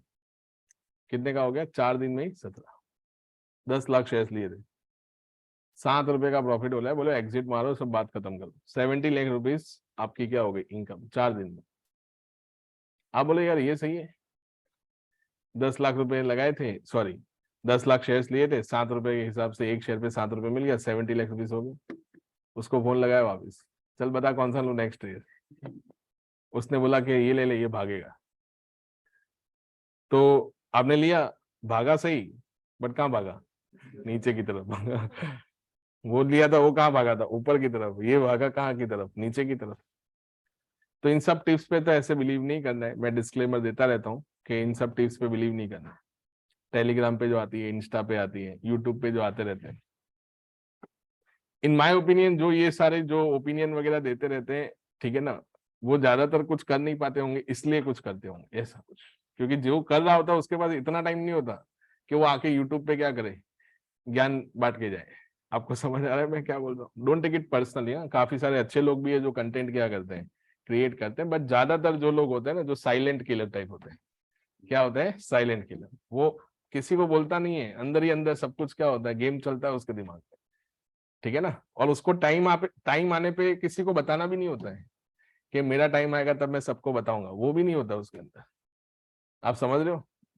ठीक है ना, तो वो सब भी नहीं होना उनके अंदर, ठीक है, एब्सोल्यूट एथिक्स जो बोलते हैं ना, मैं उसकी बात कर रहा हूँ। तो आपने मान लो कुछ ऐसा टिप मिला आपने और कमा लिया जोरदार, तो गवर्नमेंट ने बोला तुमने कमाया तो हम भी कमाएंगे, कितना परसेंट टैक्स देना पड़ेगा? 15% ऑन कैपिटल गेन। अभी कैपिटल गेन कैसे गिनना है वो सब तो हम कैपिटल गेन में डिस्कस करेंगे, तो 15% आपको टैक्स पे करना है, ठीक है। थोड़ा ये नेट प्रैक्टिस जैसा है, आप समझ रहे हो ना मैं क्या बोल रहा हूँ? ठीक है, मैं ऐसा वो इंटर वाला नहीं करवाऊंगा कि रेसिडेंशियल स्टेटस गिनते चलो 182 डेज इंडिया में होगा, 60 days in last in current year, 365 days in during 4 preceding previous year. अरे वो आता ही नहीं एग्जाम में, क्या करवाऊं मैं वो आपको करवा के? सैलरी चैप्टर स्टार्ट करते हैं, रिटायरमेंट बेनिफिट में पीएफ का कितना, ग्रेजुटी का कितना, वो आता ही नहीं, मैं क्या ऐसे करवाऊं? समझ रहे हो? तो जो आता है उसको पहले डिस्कस करेंगे, बाद में सैलरी हाउस प्रॉपर्टी भी करवाऊंगा आप, क्योंकि क्या है कि दो अटेम्प्ट पहले ऐसा हुआ, नहीं 2 अटेम्प्ट नहीं, कोविड से पहले एक अटेम्प्ट में ऐसा हुआ था कि मैंने हाउस प्रॉपर्टी और सैलरी होमवर्क दिया था, मैं तुम लोग कर लेना, डाउट आए तो पूछ लेना। उस अटेम्प्ट में कुछ हाउस प्रॉपर्टी 22-25 मार्क्स का आ गया फाइनल लेवल पे। तब से तो मैंने सोच लिया कि कोई भी चैप्टर छोड़ने का नहीं। ये गाली किसको पड़ती है? अपने को। बोला इन्होंने हाउस प्रॉपर्टी नहीं करवाया, तो एग्जाम में क्या आ गया? हाउस प्रॉपर्टी आ गया। अब उसमें कुछ था नहीं, इंटर वाले क्वेश्चंस थे जो आप इजीली सॉल्व कर सकते थे, बट स्टिल वो क्या होता है कि आप समझ रहे हो ना मैं क्या बोलना चाहता हूँ? ठीक, नाउ तो 15% आपको टैक्स पे करना है। बट अगर मान लो नॉर्मल वाला केस है, नॉर्मल वाला मतलब नॉन 111A, तो नॉन 111A वाला मैटर होगा ना, तो आपको कौन सा वाला टैक्स पे करना है? कौन सा वाला टैक्स पे करना है आपको? नॉर्मल टैक्स पे करना है। नॉर्मल टैक्स मतलब क्या होता है? या तो आपको स्लैब देना है अगर आप इंडिविजुअल होंगे तो, अगर आप कंपनी होंगे तो कितना टैक्स देना पड़ेगा? 30%, 30%, या तो फिर 30, 30, या तो फिर 22, या तो फिर कितना देना पड़ेगा? 15, अगर आप कौन हुए तो, कंपनी हुए तो मान लो आपने एक प्रॉपर्टी लिया था 4 महीने पहले, कितने महीने पहले? 4 महीने।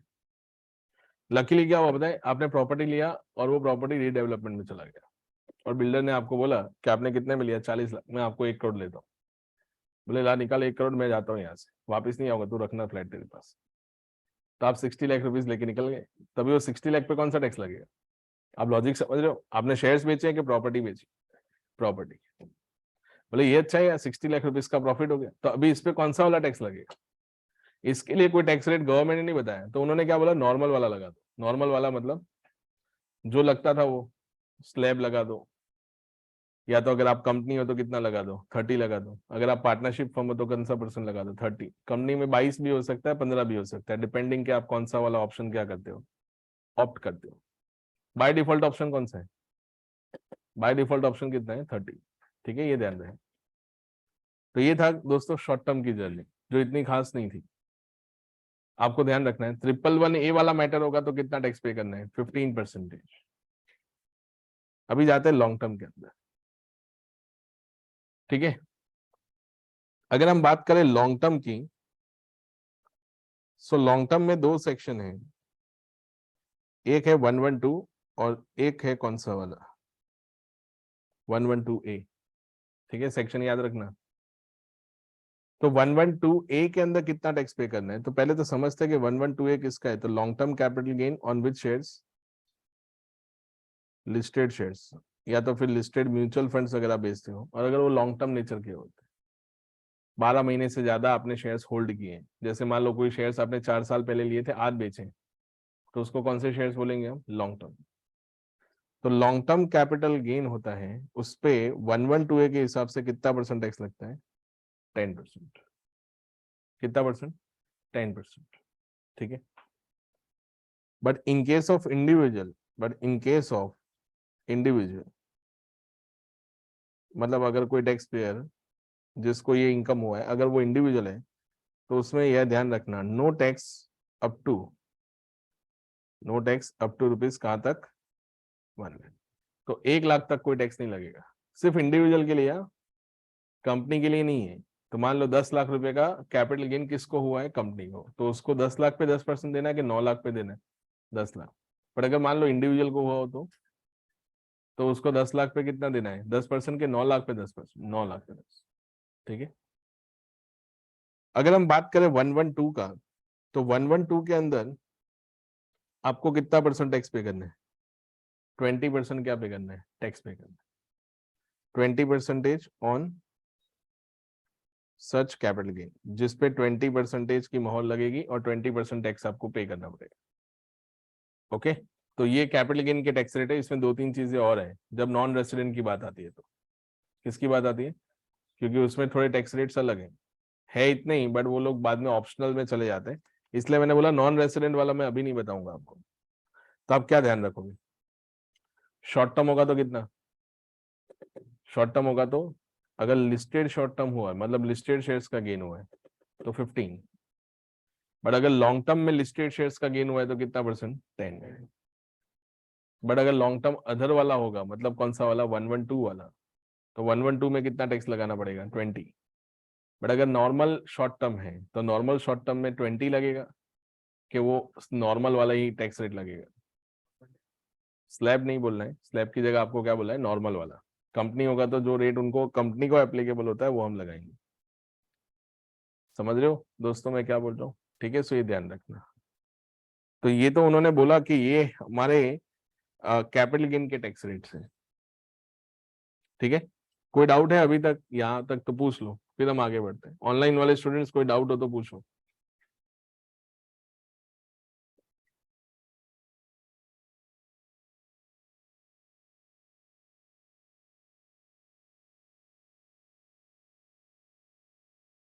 Any doubts?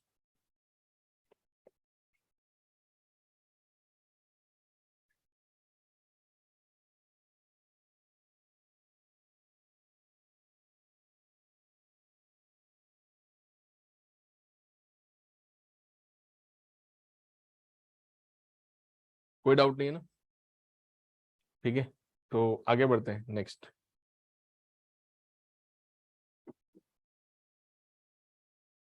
नाउ अब ध्यान से सुनना।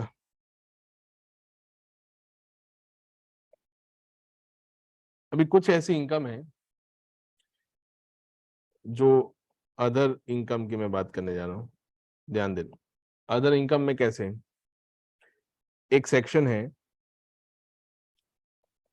या फर्स्ट टाइम पढ़ने जा रहे हो तो ध्यान देना। कौन सा है?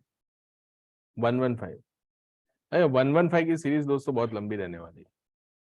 और 115 में क्या है बताएं? एक अल्फाबेट नहीं है, डबल अल्फाबेट वाला सेक्शन भी है, ट्रिपल वाला भी है, लकीली 4 वाला नहीं है। ठीक है ना? आप फाइनल क्लियर करके जाओगे, बाद में 4 वाला आएगा। ठीक है। पहले दो अल्फाबेट ही थे, अभी 3 वाले आ गए। कौन सा है ये? बीबीडी।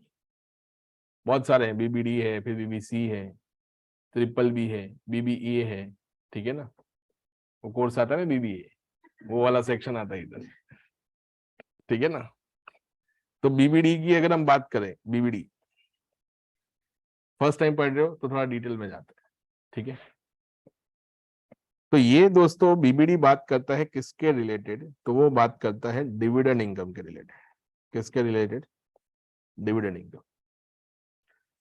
तो अगर किसी इंडियन कंपनी के पास, क्या किसी इंडियन कंपनी, पहले तो ये बताओ डिविडेंड इनकम पे कौन सा वाला टैक्स लगता है? डिविडेंड इनकम पे कौन सा वाला टैक्स लगेगा? स्पेशल टैक्स रेट नहीं है, कौन सा वाला है? नॉर्मल। तो सर आप स्पेशल में क्यों बता रहे हो? क्योंकि कुछ केसेस में स्पेशल टैक्स रेट भी लगता है, बट कुछ कंडीशंस हैं जो आपको सेटिस्फाई करनी। तो डिविडेंड इनकम पे नॉर्मल टैक्स लगता है।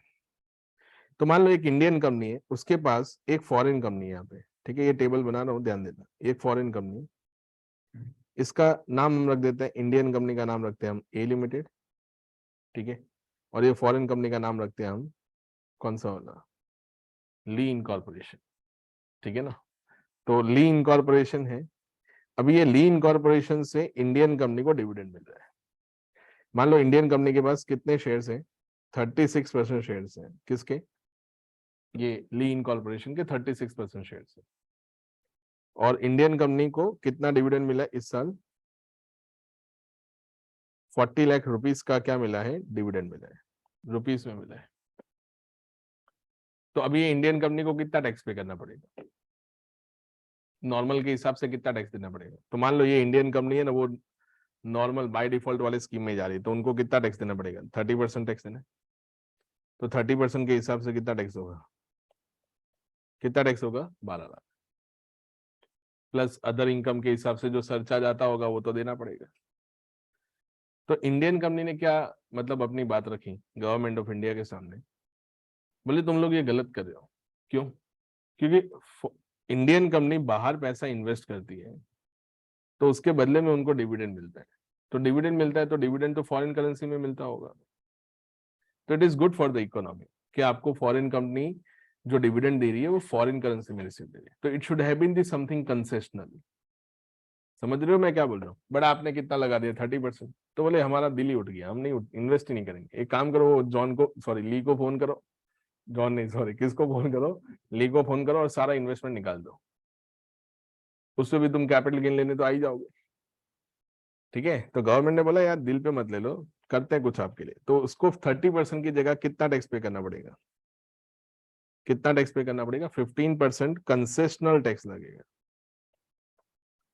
कौन सा टैक्स लगेगा, concessional tax, provided provided dividend dividend received from, कहां से होता है, फ्रॉम, अभी मैं जो लिखने जा रहा हूं वो ध्यान रखना, फ्रॉम विच कंपनी, मैंने फॉरेन कंपनी नहीं लिखा है, क्या वर्ड लिखा है, specify.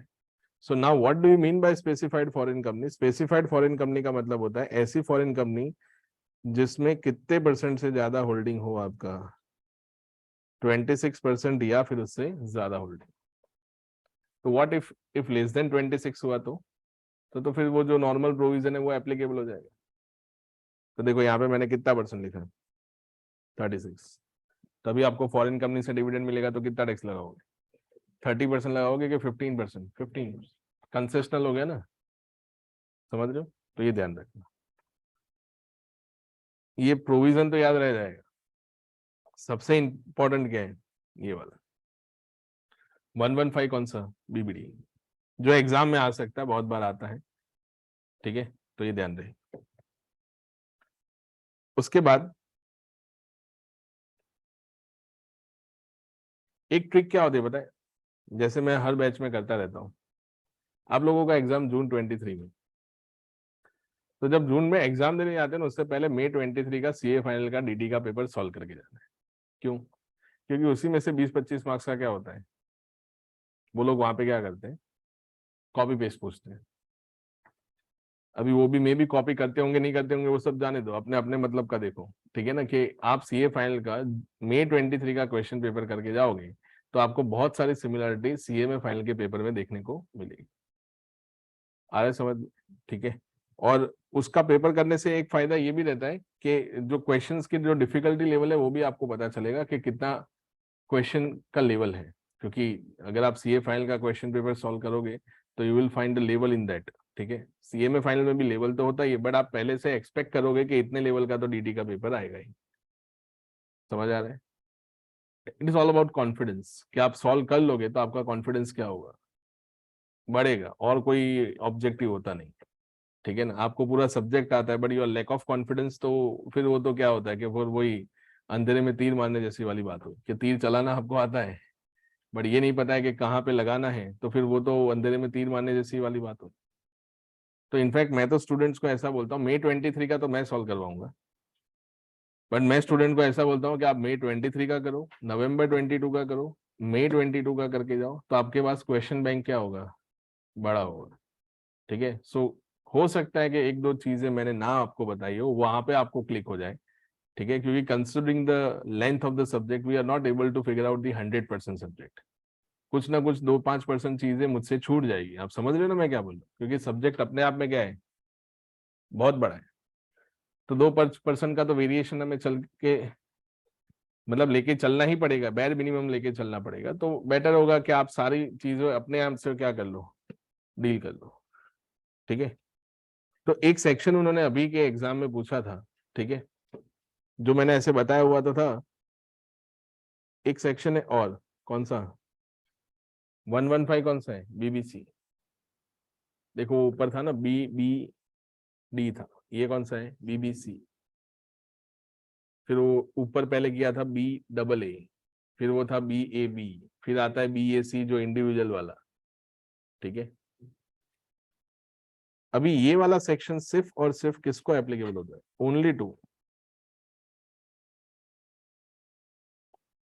Only to which trust, charitable trust और पार्शियली चैरिटेबल ट्रस्ट। ध्यान देना सब लोग, थोड़ा आगे की हम बात कर रहे हैं, पर आ जाएगा आपको समझ में, ये गारंटी है। अभी ना दोस्तों, इनकम टैक्स में जब हम ट्रस्ट वाला चैप्टर करेंगे, ट्रस्ट मतलब आप समझ रहे हो ना, वो वाला ट्रस्ट नहीं जो आप सोच रहे हो। ट्रस्ट मतलब क्या, ट्रस्ट के कोई ऐसा पर्सन है जिसने एक ट्रस्ट क्रिएट किया है और उसमें जो डोनर है वो उसमें ट्रस्ट कर रहे हैं, ठीक है ना, कि ये लोगों की क्या करेगा, सेवा करेगा। तो ट्रस्ट इनकम टैक्स में दो टाइप के होते हैं। एक होता है कौन सा ट्रस्ट, रिलीजियस ट्रस्ट, और दूसरा कौन सा होता है, चैरिटेबल ट्रस्ट। अभी चाहे रिलीजियस हो या चैरिटेबल ट्रस्ट हो, उनके पास सेक्शन 12AB का लाइसेंस होना चाहिए। कौन सा, पहले 12AA था, बट अभी नाम बदल के उन्होंने क्या कर दिया, 12AB। 12AA रख ही देते हैं, ठीक है, ताकि कोई कंफ्यूजन ना हो। तो उनके पास लाइसेंस होना चाहिए दोस्तों। वो लाइसेंसिंग का थियरी भी आता है एग्जाम में, देन आपको एग्जाम में सीधा 4 मार्क्स में ऐसा पूछ लिया, explain the procedure for the application of trust licence under section 12AA, कि किसको एप्लीकेशन करना है।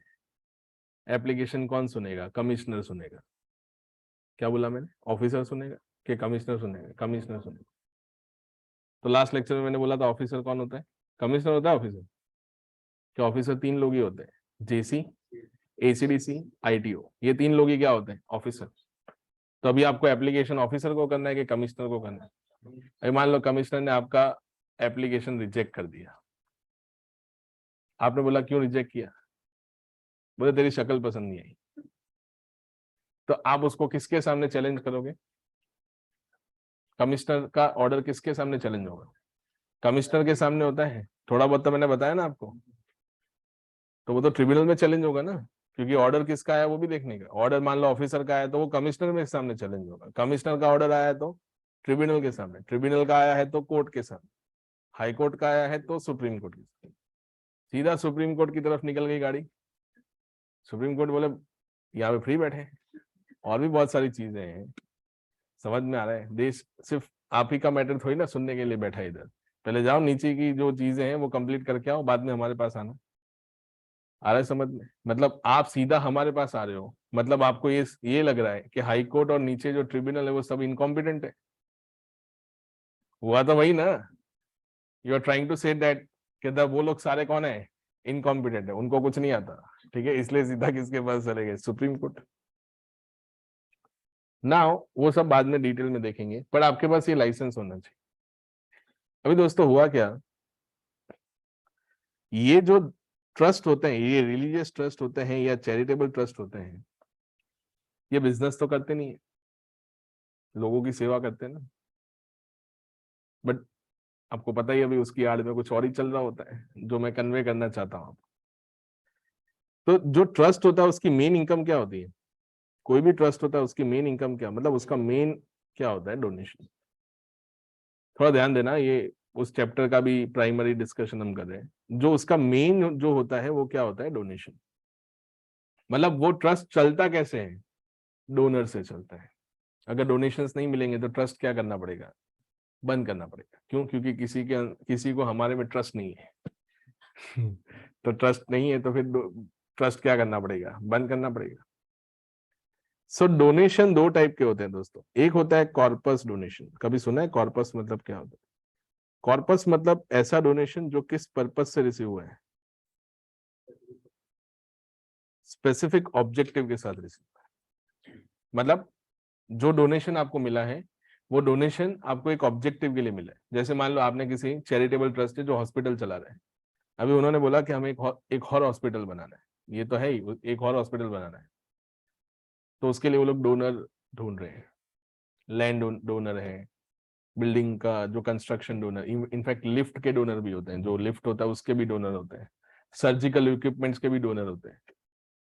सर्जिकल इक्विपमेंट्स होते हैं ना सारे, वो इक्विपमेंट के ऊपर डोनर का नाम लिखा होता है कि इसने पैसा दिया था इसलिए ये हम ले पाए। ऐसा नहीं लिखा होता बट लिखा होता है ना, आपने देखा होगा कहीं ना कहीं तो देखा ही होगा, ठीक है। लिफ्ट में लिखा हुआ है कि लिफ्ट किन की वजह से लिफ्ट आया है, तो डोनर का क्या होता है, नाम लिखा हुआ होता है उसके ऊपर।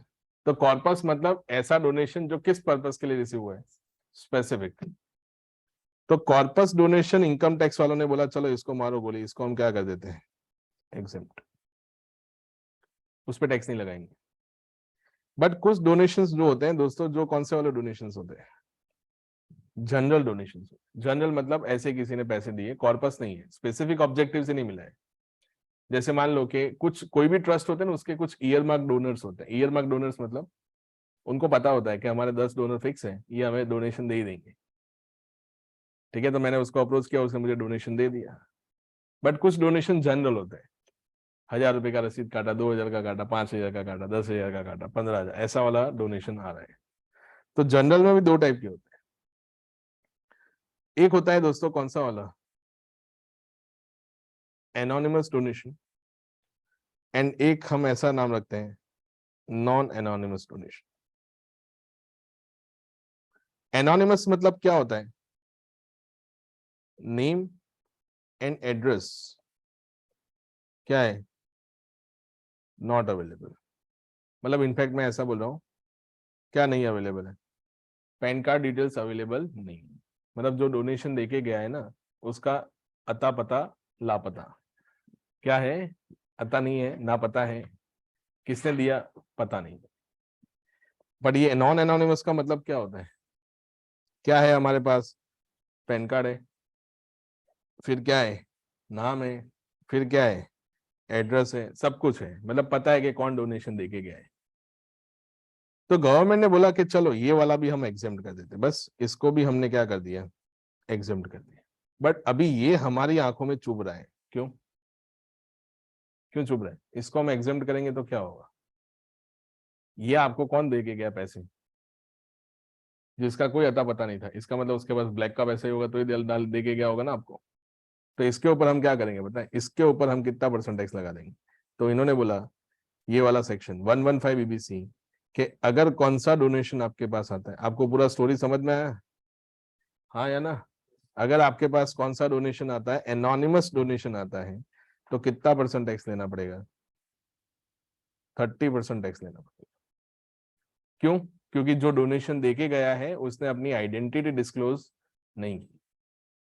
तो what could have been the situation अगर हमने उससे ही टैक्स लिया होता तो अगर हमने उससे भी टैक्स लिया होता तो भी तो 30 लिया होता ना।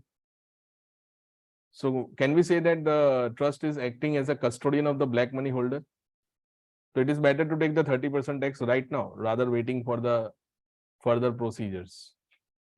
बट एक मैंने वर्ड लिखा है, ये सिर्फ किसके लिए, रिलीजियस ट्रस्ट को ये सेक्शन एप्लीकेबल नहीं हो। क्यों, आप थोड़ा सोचो।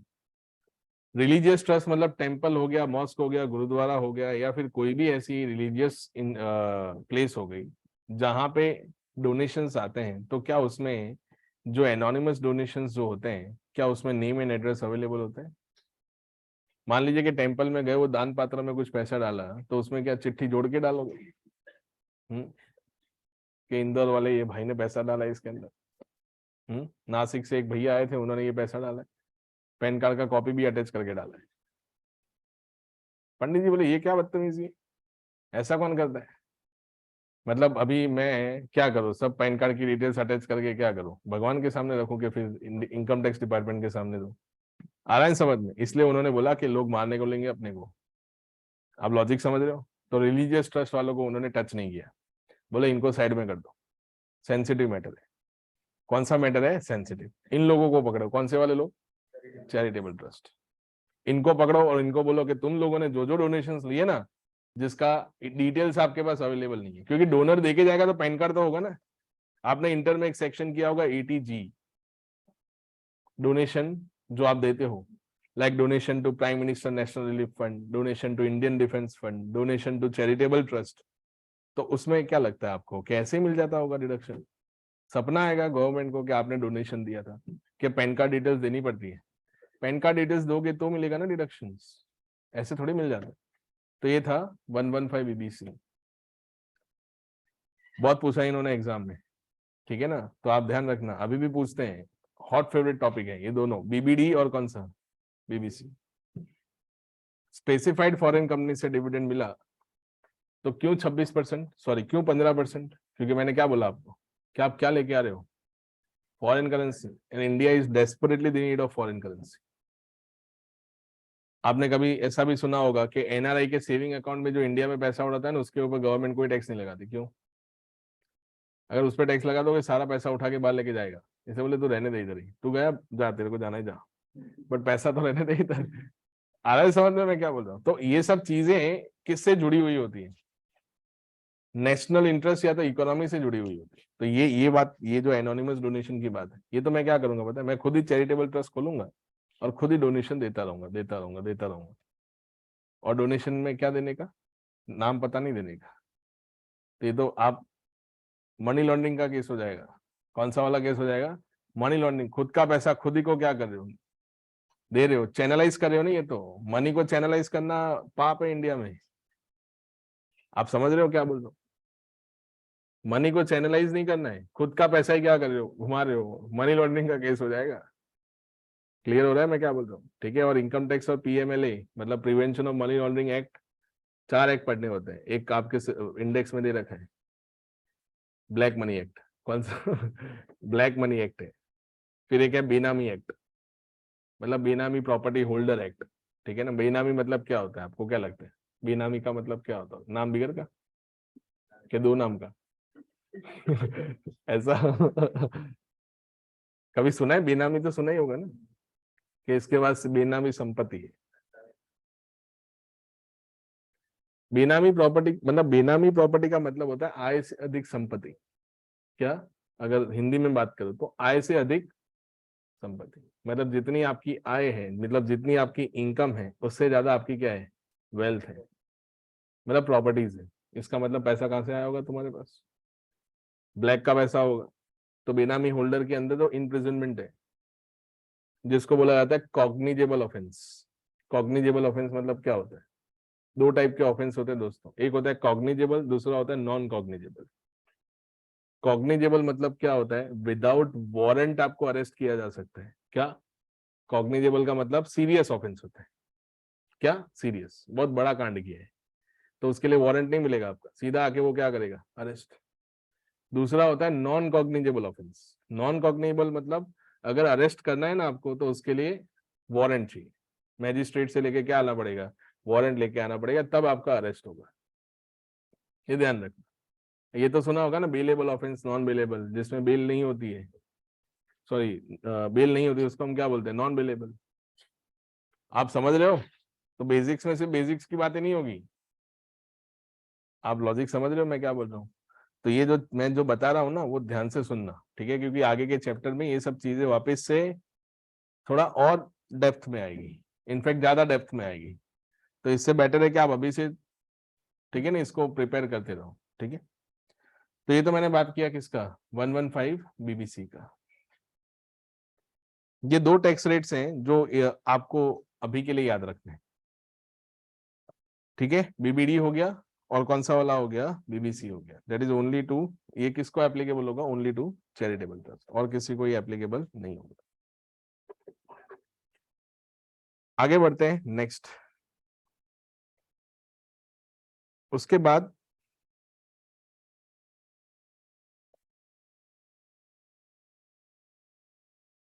Casual income.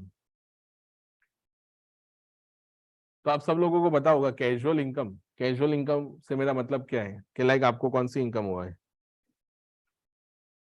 कौन सा इनकम हुआ है, लॉटरी इनकम हुआ है या फिर कौन सा इनकम हुआ है, कार्ड गेम, ठीक है, या फिर कोई भी टाइप का आपने क्या किया है, कौन सा इनकम हुआ है, गैम्बलिंग इनकम, या फिर कोई भी फैंटेसी गेम खेला है, मतलब हम्म, कौन सा वाला, ड्रीम 11, या फिर वो आता है ना रमी A23, ऐसा कुछ मैंने सुना है, ठीक है ना। ये सारा आपने मान लो फैंटेसी गेम खेला हुआ है और उसमें से कुछ पैसा कमाया, ठीक है ना, वेस्ट ऑफ टाइम है, waste of money as well, waste of talent as well, सब कुछ वेस्ट ही होता है इसमें। और जो लोग इसकी एड में आते हैं ना वो लोग नहीं करते होंगे ये सब, आप समझ रहे हो ना मैं क्या बोल, मैंने एक लाइन में सब बोल दिया। जो इसकी एड में आते होंगे ना वो कभी ड्रीम 11 खेलते हुए दिखेंगे नहीं आपको, समझ रहे हो। तो मैं 2-3 बातें बोलना चाहता हूँ कि अगर जो चीज आप करते नहीं हो उसको आपको प्रमोट नहीं करना चाहिए, टू बी ऑनेस्ट। चाहे आप किसी भी कैटेगरी के क्या हो, पर्सन हो, आप नहीं करते हो तो आपको उस चीज को प्रमोट नहीं करना चाहिए। मैंने वो विमल वाला तो इंटर में बोला ही है कि जो तीनों हीरो है विमल के अंदर, उनको पूछो तुम विमल खाते हो, और किसी को मार्केट में जाके पकड़ो विमल खाने वाले को, ठीक है ना, तो वो आपको अलग कैटेगरी मिलेगा। आया समझ में। चलो उसके ऊपर कभी बाद में बात करेंगे अब ठीक है ना, उसके टैक्स के सिस्टम के बारे में बात करेंगे। तो इस पे दोस्तों कितना टैक्स लगेगा आपको, 30% of what, 30% of such income. अभी है ना ये 30% जो टैक्स है ना, ये दोस्तों कौन सा वाला टैक्स लगेगा, फ्लैट। ना फ्लैट टैक्स का मतलब क्या होता है, फ्लैट टैक्स का मतलब होता है no deduction, no set off, कोई सेट ऑफ हम नहीं करने देंगे, ठीक है। इनफैक्ट नो एडजस्टमेंट, जो भी पैसा आपका होगा उस पर सीधा आपको कितना परसेंट देना पड़ेगा, 30% टैक्स क्या करना है, पे करना है। अंडरस्टूड, ठीक है, सो ये ध्यान रखना। तो ये मैंने जो बेसिक लेवल के जो टैक्स रेट्स होते हैं, जो बेसिक्स में हमें पढ़ने हैं, वो सारे मैंने आपको बताए, ठीक है। तो वो तो सेशन खत्म होगा तब हम रिवाइज करेंगे। बट अभी ना एक जो अमेंडमेंट जो बहुत ही क्रिटिकल अमेंडमेंट हुआ है, ठीक है, और 110% आपको जून 23 की एग्जाम में देखने को मिलेगा। और वो अमेंडमेंट कौन सा का है, कौन सा एक्ट का है, FA 2022 का। ऐसे इसमें जो अमेंडमेंट हुआ है पहले तो उसको समझते हैं कि है क्या अमेंडमेंट इसमें। तो आप सब लोगों को पता है ये सिर्फ और सिर्फ किसमें हुआ है अमेंडमेंट, इंडिविजुअल के केस में, और इंडिविजुअल के कौन से केस में, सरचार्ज के केस में। सो सरचार्ज का रेट आप सब लोगों को पता है ना, इंडिविजुअल का 10, 15, 25 एंड 37%। 10% अगर आपकी इनकम 50 से ज्यादा हुई, 15% 1 करोड़ से ज्यादा हुई तो। अभी जब आप इंटर में होंगे ना तब आपको पता होगा कि कुछ केसेस में जो सरचार्ज का रेट है ना, कुछ केसेस में सरचार्ज का रेट जो है उसको रिस्ट्रिक्ट कर दिया जाता है। क्या कर दिया जाता है, रिस्ट्रिक्ट कर दिया जाता है। रिस्ट्रिक्टेड टू कितने परसेंट पे रिस्ट्रिक्ट किया जाता है, 15%, 15% ऑन टैक्स। मतलब मैक्सिमम सरचार्ज कितना हो सकता है, कुछ केसेस में मैक्सिमम सरचार्ज कितना हो सकता है, 15%, उससे ज्यादा नहीं हो सकता। तो ऐसे कौन से केसेस थे अभी तक, कौन से थे, और उन्होंने नया कौन सा ऐड किया है। तो उन्होंने क्या बोला, देखो ध्यान से समझना, कि अगर आपके पास कौन सी वाली इनकम है, शॉर्ट टर्म, ये सब मटेरियल में दे रखा है, अगर आपके पास शॉर्ट टर्म कैपिटल गेन है, कौन सा वाला, 111A वाला, तो उस पर मैक्सिमम सरचार्ज का रेट कितना लगेगा, जो आता है वो नहीं लगेगा, मैक्सिमम 15 लगेगा। तो मैं क्या कहना चाहता हूँ, 10 लग रहा है तो 10% सरचार्ज लग रहा है तो 10 लगाएंगे, 15% लग रहा है तो 15% लगाएंगे। बट मान लो 25% लग रहा है तो बाकी सारी इनकम पे 25%, जो यहाँ पे लिख रहा हूं उस पर 15%। क्या बोल रहा हूं मैं, बाकी सारी इनकम पे कितना, 25%, और जो लिख रहा हूं उस पे 15%। क्यों ऐसा, उस पर थोड़ी देर में आता हूं। आप समझ रहे हो मैं क्या बोल रहा हूं। तो ये अमेंडमेंट हुआ था, ये अमेंडमेंट FA 2021 में हुआ था, फिर थोड़ा उन्होंने स्लाइड चेंज किया, अभी वो क्या किया उसको समझते हैं। तो ये FA 2021 में लिखा था, FA 2022 में क्या लिखा है उसमें मैं थोड़ी देर में आता हूँ। तो short term capital gain 111A वाला, फिर उन्होंने लिखा लॉन्ग टर्म कैपिटल गेन कौन सा वाला, 112A वाला, एंड तीसरा उन्होंने लिखा था कौन सा वाली इनकम, डिविडेंड इनकम। इन तीनों इनकम पे दोस्तों जो भी टैक्स आता है ना, उस पे मैक्सिमम सरचार्ज आप कितना लगा सकते हो, मैक्सिमम 15। मतलब अगर मैंने बोला ना कि 10% लग रहा होगा तो कितना लगाओगे, 10%।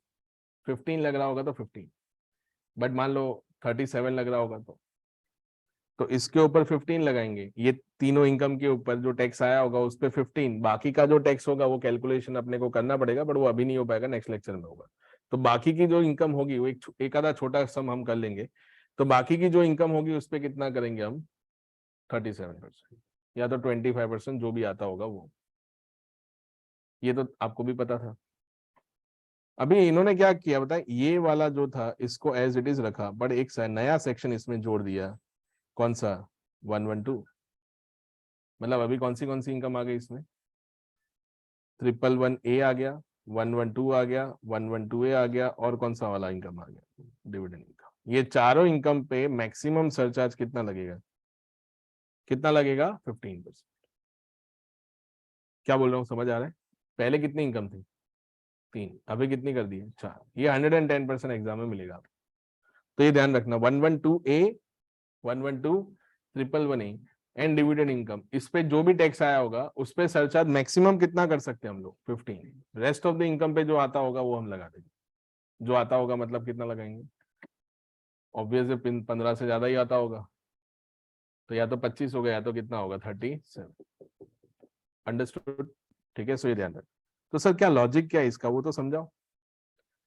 तो ये देखो, आप कहीं ना कहीं ये सारी इनकम जो है ये शेयर मार्केट से जुड़ी हुई है, कहीं ना कहीं ये इनकम, सारी इनकम क्या है, शेयर मार्केट से जुड़ी हुई है। तो गवर्नमेंट ने क्या बोला कि शेयर मार्केट में लिक्विडिटी बनी रहनी चाहिए। तो जो इन्वेस्टर्स होते हैं वो लोग क्या करते हैं कि ज्यादा टैक्सेस होते हैं ना, तो वो लोग इन्वेस्टमेंट को स्क्वायर ऑफ नहीं करते, मतलब इन्वेस्टमेंट को बेचते नहीं है, एज इट इज होल्ड करते हैं, और वो लोग थोड़ा थोड़ा प्रॉफिट बुक करते हैं, जिसकी वजह से उनकी इनकम क्या हो, स्प्लिट होती जाए, ताकि उनके ऊपर टैक्स के बर्डन क्या है, कम। तो देखो 111A भी कौन सी इनकम है, शेयर मार्केट की इनकम है। 112A भी कौन सी इनकम है, शेयर मार्केट। डिविडेंड भी तो शेयर मार्केट ही है ना, घूम फिर के डिविडेंड आ रहा है आपके पास। तो ये मान लो आपने पूरे साल में कुछ नहीं किया, ना बिजनेस किया, ना जॉब की, ना कुछ किया। पूरे साल में आपने एक कैपिटल गेन किया 6 करोड़ रुपए का, कितने का, 6 करोड़ रुपए का, शॉर्ट टर्म कैपिटल गेन था। तो 6 करोड़ के ऊपर कितना टैक्स लगेगा, सारा का सारा शॉर्ट टर्म था, 6 करोड़ पे कितना टैक्स लगेगा। मैं आपको ऐसा बोल रहा हूँ एग्जाम्पल, ठीक है ना। शॉर्ट टर्म कैपिटल गेन हुआ है आपके पास, कौन सा वाला है, 111A वाला, और कितनी कैपिटल गेन इनकम आपको हुई है, 6 करोड़। तो आपको ऐसा पूछा है फाइंड आउट टैक्स लायबिलिटी, तो कितना टैक्स आएगा इसके ऊपर। सबका सब स्पेशल इनकम ही है ना, कोई नॉर्मल इनकम है ही नहीं भाई के पास। तो 6 करोड़ का कितना परसेंट करेंगे हम, 15। तो कितना आएगा, 90 लाख रुपए तो आपका टैक्स हो जाएगा।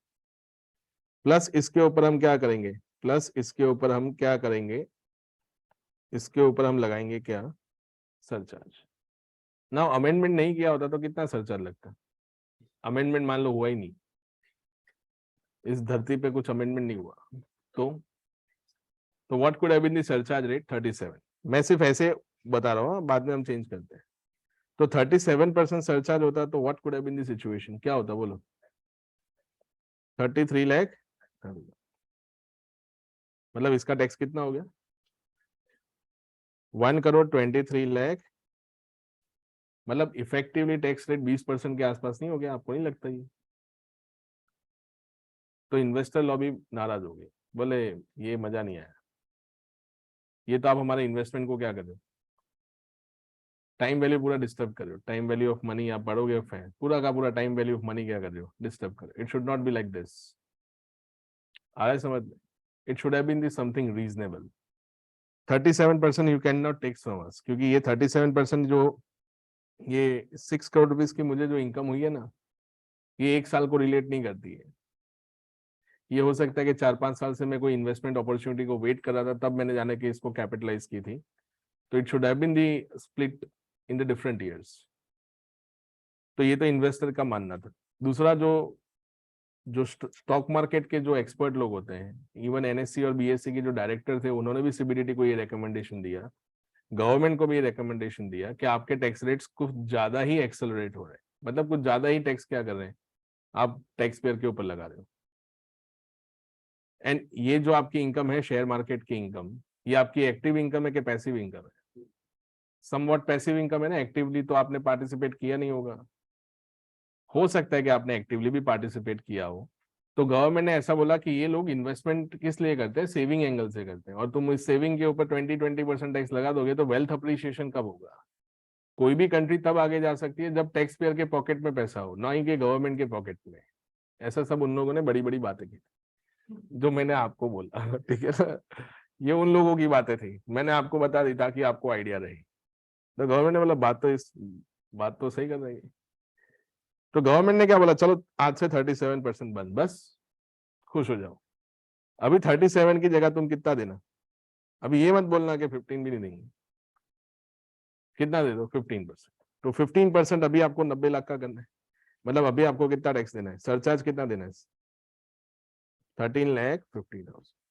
तो आपका टैक्स कितना हो जाएगा, अभी कितना हो जाएगा, 1,03,50,000 प्लस 4%, तो वो तो जोड़ना ही है, वो तो कंपलसरी है। आप लॉजिक समझ रहे हो? तो इससे कितना टैक्स आपका नहीं गया। इंक्रीमेंटल देखने जाओगे तो आई थिंक सो 20 लाख के आसपास टैक्स बैठ रहा है, ठीक है ना, तो इतना तो टैक्स आपको पे करना नहीं है। तो इससे और इन्वेस्टमेंट अपॉर्चुनिटी तो क्रिएट होगी ना। अभी वो बेच के वापस मार्केट में पैसा लगा रहा है, तो टेक होम अमाउंट है उसका कुछ।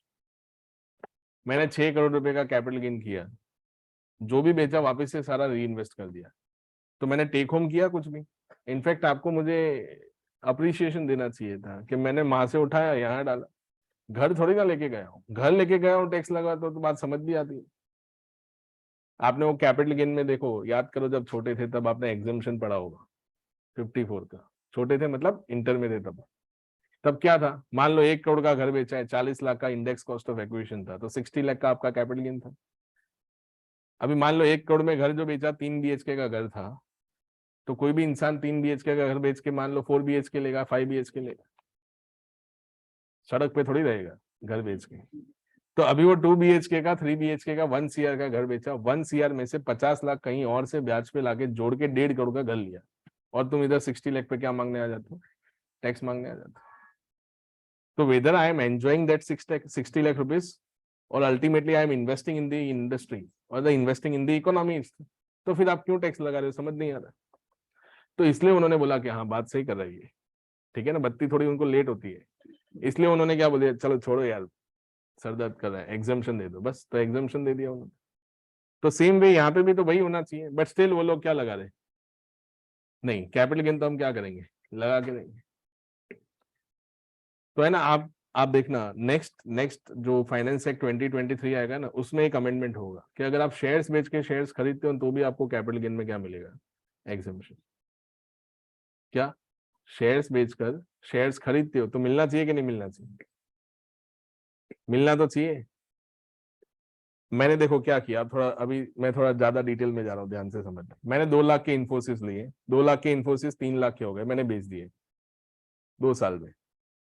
अभी क्या किया बताया मैंने, वो 1 लाख में घर लेके नहीं गया, वो 3 लाख रुपए वापस मार्केट में लगा दी किसी और शेयर में, मान लो रिलायंस में लगा दिए, तो 3 लाख के रिलायंस 5 लाख के हो गए, ठीक है। फिर क्या हुआ बताया, वो 5 लाख के ऊपर फिर 5 लाख मेरे पास आया, तो वो उन्होंने कितनी बार टैक्स लगाया होगा, एक तो वो इन्फोसिस का 1 लाख हुआ उस पर टैक्स लगाया, फिर वो जो रिलायंस 3 लाख का 5 लाख हुआ उसके 2 लाख के ऊपर लगाया, ठीक है। तो मैं बोल रहा हूँ 3 लाख पे तो टैक्स लग गया। फिर क्या हुआ बताया, वो 5 लाख का रिलायंस जो था ना, उसको बेचकर मैंने मान लीजिए कि कोई और शेयर लिया, मान लो कि आईसीआईसी बैंक लिया, तो वो 5 लाख का वो 8 लाख किया, तो वापस से 3 लाख में टैक्स लगाएंगे। फिर क्या किया बताए, 8 लाख के आईसीआईसी बैंक बेचकर एचडीएफसी बैंक लिया, 12 लाख में एचडीएफसी बैंक किया, आईसीआईसी बैंक 8 लाख का 12 लाख में बेचा। फिर वो एचडीएफसी बैंक 12 लाख का 20 लाख में बेच के घर कितना लेके गया, घर कितना लेके गया, 8 लाख रुपए, और उन्होंने टैक्स कितने पे लगाया, 1 लाख 2 लाख जितनी भी वेल्थ क्या हुई अप्रिशिएट हुई, उन सब पे वापस से एक बार टैक्स लगाया, तो it is not the case of double taxation. But इनको समझा नहीं पाता कोई कि ये ऐसे हो रहा है। तो आप देखना नेक्स्ट ईयर में, इलेक्शन भी है तो आ ही जाएगा नेक्स्ट ईयर में आप ऑफ कोर्स देखना क्या मिलेगा, कि अगर आप शेयर्स के ऊपर जो भी कैपिटल गेन होता है उसको आप वापस से क्या करते हो, री इन्वेस्ट करते हो, तो कैपिटल गेन नहीं होना चाहिए। इतना दिमाग तो हर किसी में होता है। समझ रहे हो मैं क्या बोल रहा हूँ? ठीक है, सो ये ध्यान रखना आप। जैसे अभी अभी रिसेंटली मैंने यूएस का टैक्स लॉ का क्लियर किया एग्जाम, तो उसमें क्या है उनका थोड़ा ऐसा ही है। मैंने जो ये बोला ना, ये यूएस में ऐसा है कि अगर आप री इन्वेस्ट करते हो नेस्डैक में या S&P 500 के अंदर, ठीक है, या डाउ के अंदर, या मार्केट में वापस पैसा लगा दिया, तो हम आपके ऊपर कोई टैक्स नहीं लगाएंगे। तो यही होना चाहिए ना, टेक्निकली तो वही है, वायबिलिटी तो उसकी वही है।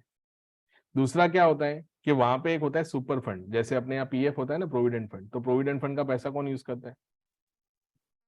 आपको 9% ब्याज मिल गया, बात खत्म। गवर्नमेंट उस पैसों को क्या करता है, रोल आउट करता है।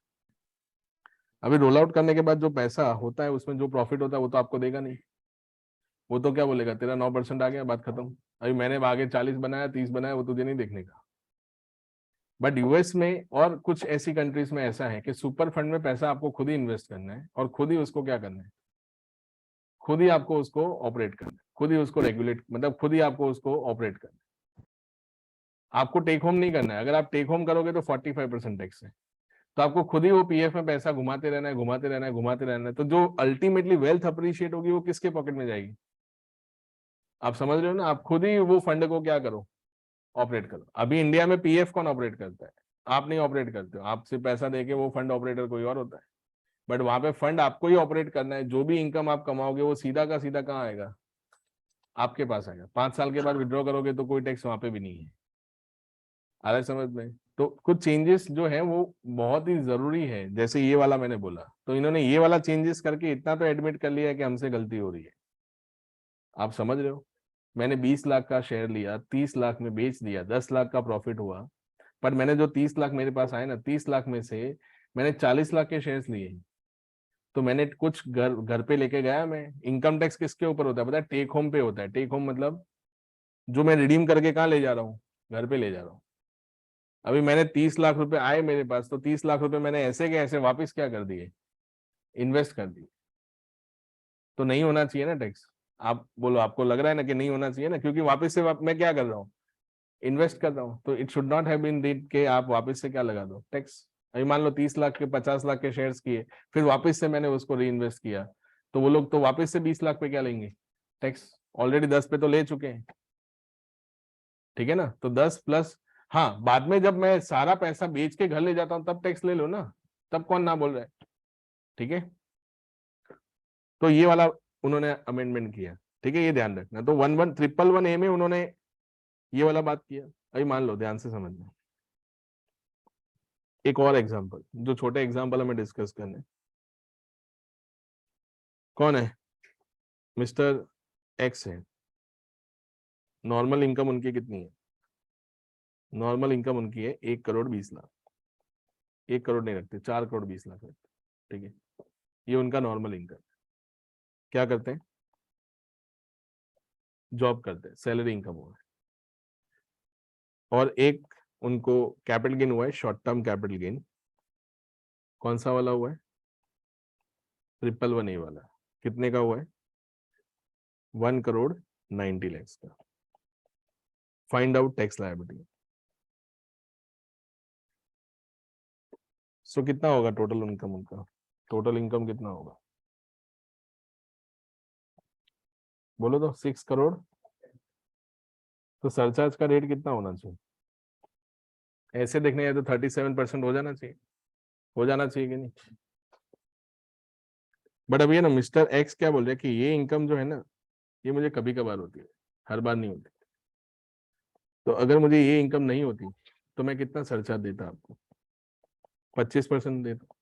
और तुम कितना मांगने के लिए आ गए? 37। तो आपको नहीं लगता कि अनफेयर है? तो पहले तो ये बात करते हैं। तो ये 25% इस पे लगेगा, और इस पे कितना लगेगा दोस्तों? 15%। टैक्स नहीं लिखा है ये, मैंने क्या लिखा है, सरचार्ज। आप लॉजिक समझ रहे हो? वो अपना दर्द बता रहा है कि तुम कितना मांगने आ जाते हो। 6 करोड़ है तो आगे सीधा 37% लेके, बट सिचुएशन तो समझो, कैपिटल गेन मुझे हर साल होता है कि कभी कभार हुआ। अभी मान लो 20 साल से मैं शेयर्स लिए जा रहा हूँ, लिए जा रहा हूँ, आज मेरा पोर्टफोलियो 8 करोड़ का हो गया है, मेरा नहीं है, मैं ऐसे ही बोल रहा हूँ। तो 8 हो गया होता तो यहाँ थोड़ी बैठा होता कितने का पोर्टफोलियो हो गया है? 8 करोड़ का पोर्टफोलियो हो गया प्रॉफिट के साथ। तो अभी क्या हुआ बताए, आज मैंने एग्जिट ले लिया सारा। तभी आप थोड़ा सोचो तो सही, 8 करोड़ मेरा करंट ईयर का इनकम है, कि वो जो इनकम होते जा रहा था वो आज मैंने रिडीम किया है। इसलिए उन्होंने बोला नहीं नहीं, इसको एक काम करो, 8 करोड़ को हटा दो, फिर आपकी नॉर्मल इनकम चेक करो। अगर नॉर्मल इनकम आपकी उतनी होती तो कितना सरचार्ज होता? तो इधर मैंने क्या बोला, आपकी टोटल इनकम देखने के लिए 6 करोड़ 10 लाख है, बट ये वाली इनकम हटा दो तो आपकी इनकम कितनी थी? 4 करोड़ 20 लाख। तो उस पर सरचार्ज कितना आएगा? 25, और इस पे कितना आएगा? 15। तो देखो टैक्स निकालते हैं। Answer, so particulars, tax rate and tax की अमाउंट कितनी होगी? सो अप टू 2,50,000 तक टैक्स रेट कितना लगेगा? 0%। बहुत लंबा सफर है, 2.5 लाख से चालू करेंगे, 4.5 करोड़ तक पहुंचना है, 4 करोड़ 20 लाख तक। 2,50,000 से कितना? 5 लाख कितना? तो 12,500 होगा। 5 लाख टू 10 लाख। आपको बोरिंग लग रहा होगा ये, बोले सर ये तो बहुत किया, तो ये कितना होगा? 1 लाख।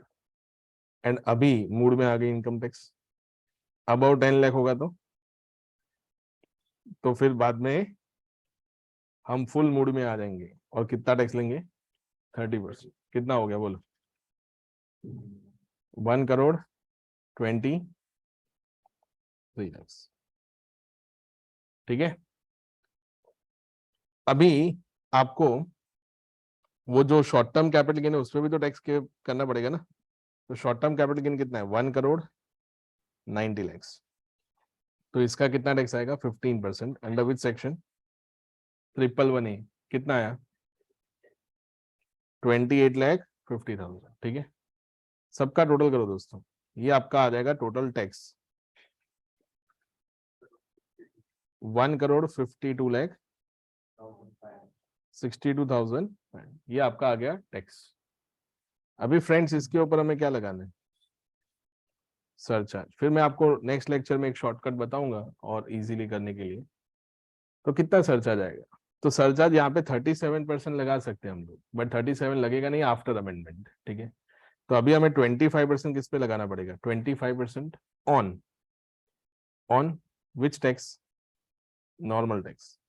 एंड बाकी के ऊपर कितना लगाना पड़ेगा? 15% on short term capital gain tax.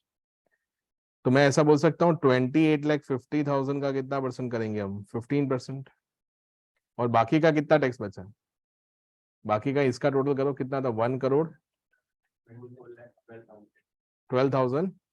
इसका कितना? 25। बोलो कितना होगा? 31 लाख 3,125। और ये वाला?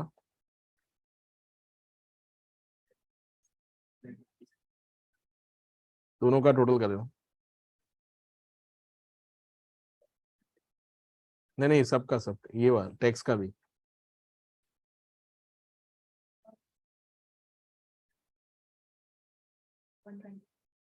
120। मैं 4% सहज ऐड नहीं कर रहा हूँ, ठीक है ना, वो आप कर सकते हो ना, वो तो समझ आ गया। तो ये हमने क्या किया? बाइफर्केशन कर दिया। क्या बाइफर्केशन कर दिया? कि अगर आपके पास ये वाली स्पेशल इनकम होती है तो उस पर सरचार्ज कितना लगाएंगे हम? जो आप बोल रहे हो ना उतना नहीं लगाएंगे। कितना लगाएंगे? मैक्सिमम 15%। आ रहा है समझ में? तो मैं एक फॉर्मूला अभी के लिए लिख देता हूँ, नेक्स्ट टाइम जब आप आओ तब पढ़ के आना, तो है ना, इजी रहेगा आपके लिए।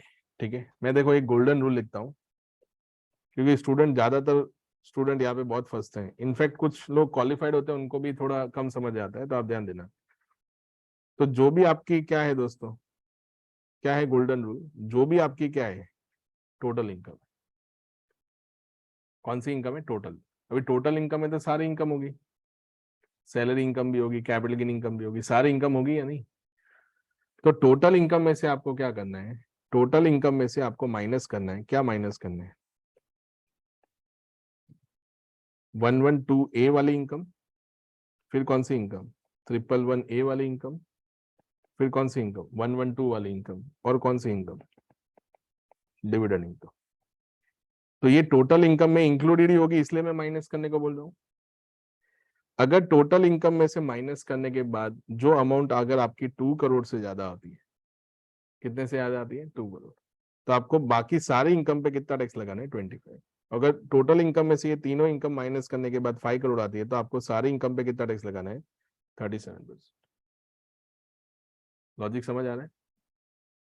ये जो बचेगा ये टोटल इनकम होगा, टोटल इनकम में से मैं माइनस करूंगा ये सारे तीनों इनकम या चारों इनकम, तो ये टोटल इनकम होगा कि वो नॉर्मल इनकम ही होगी, सारी नॉर्मल।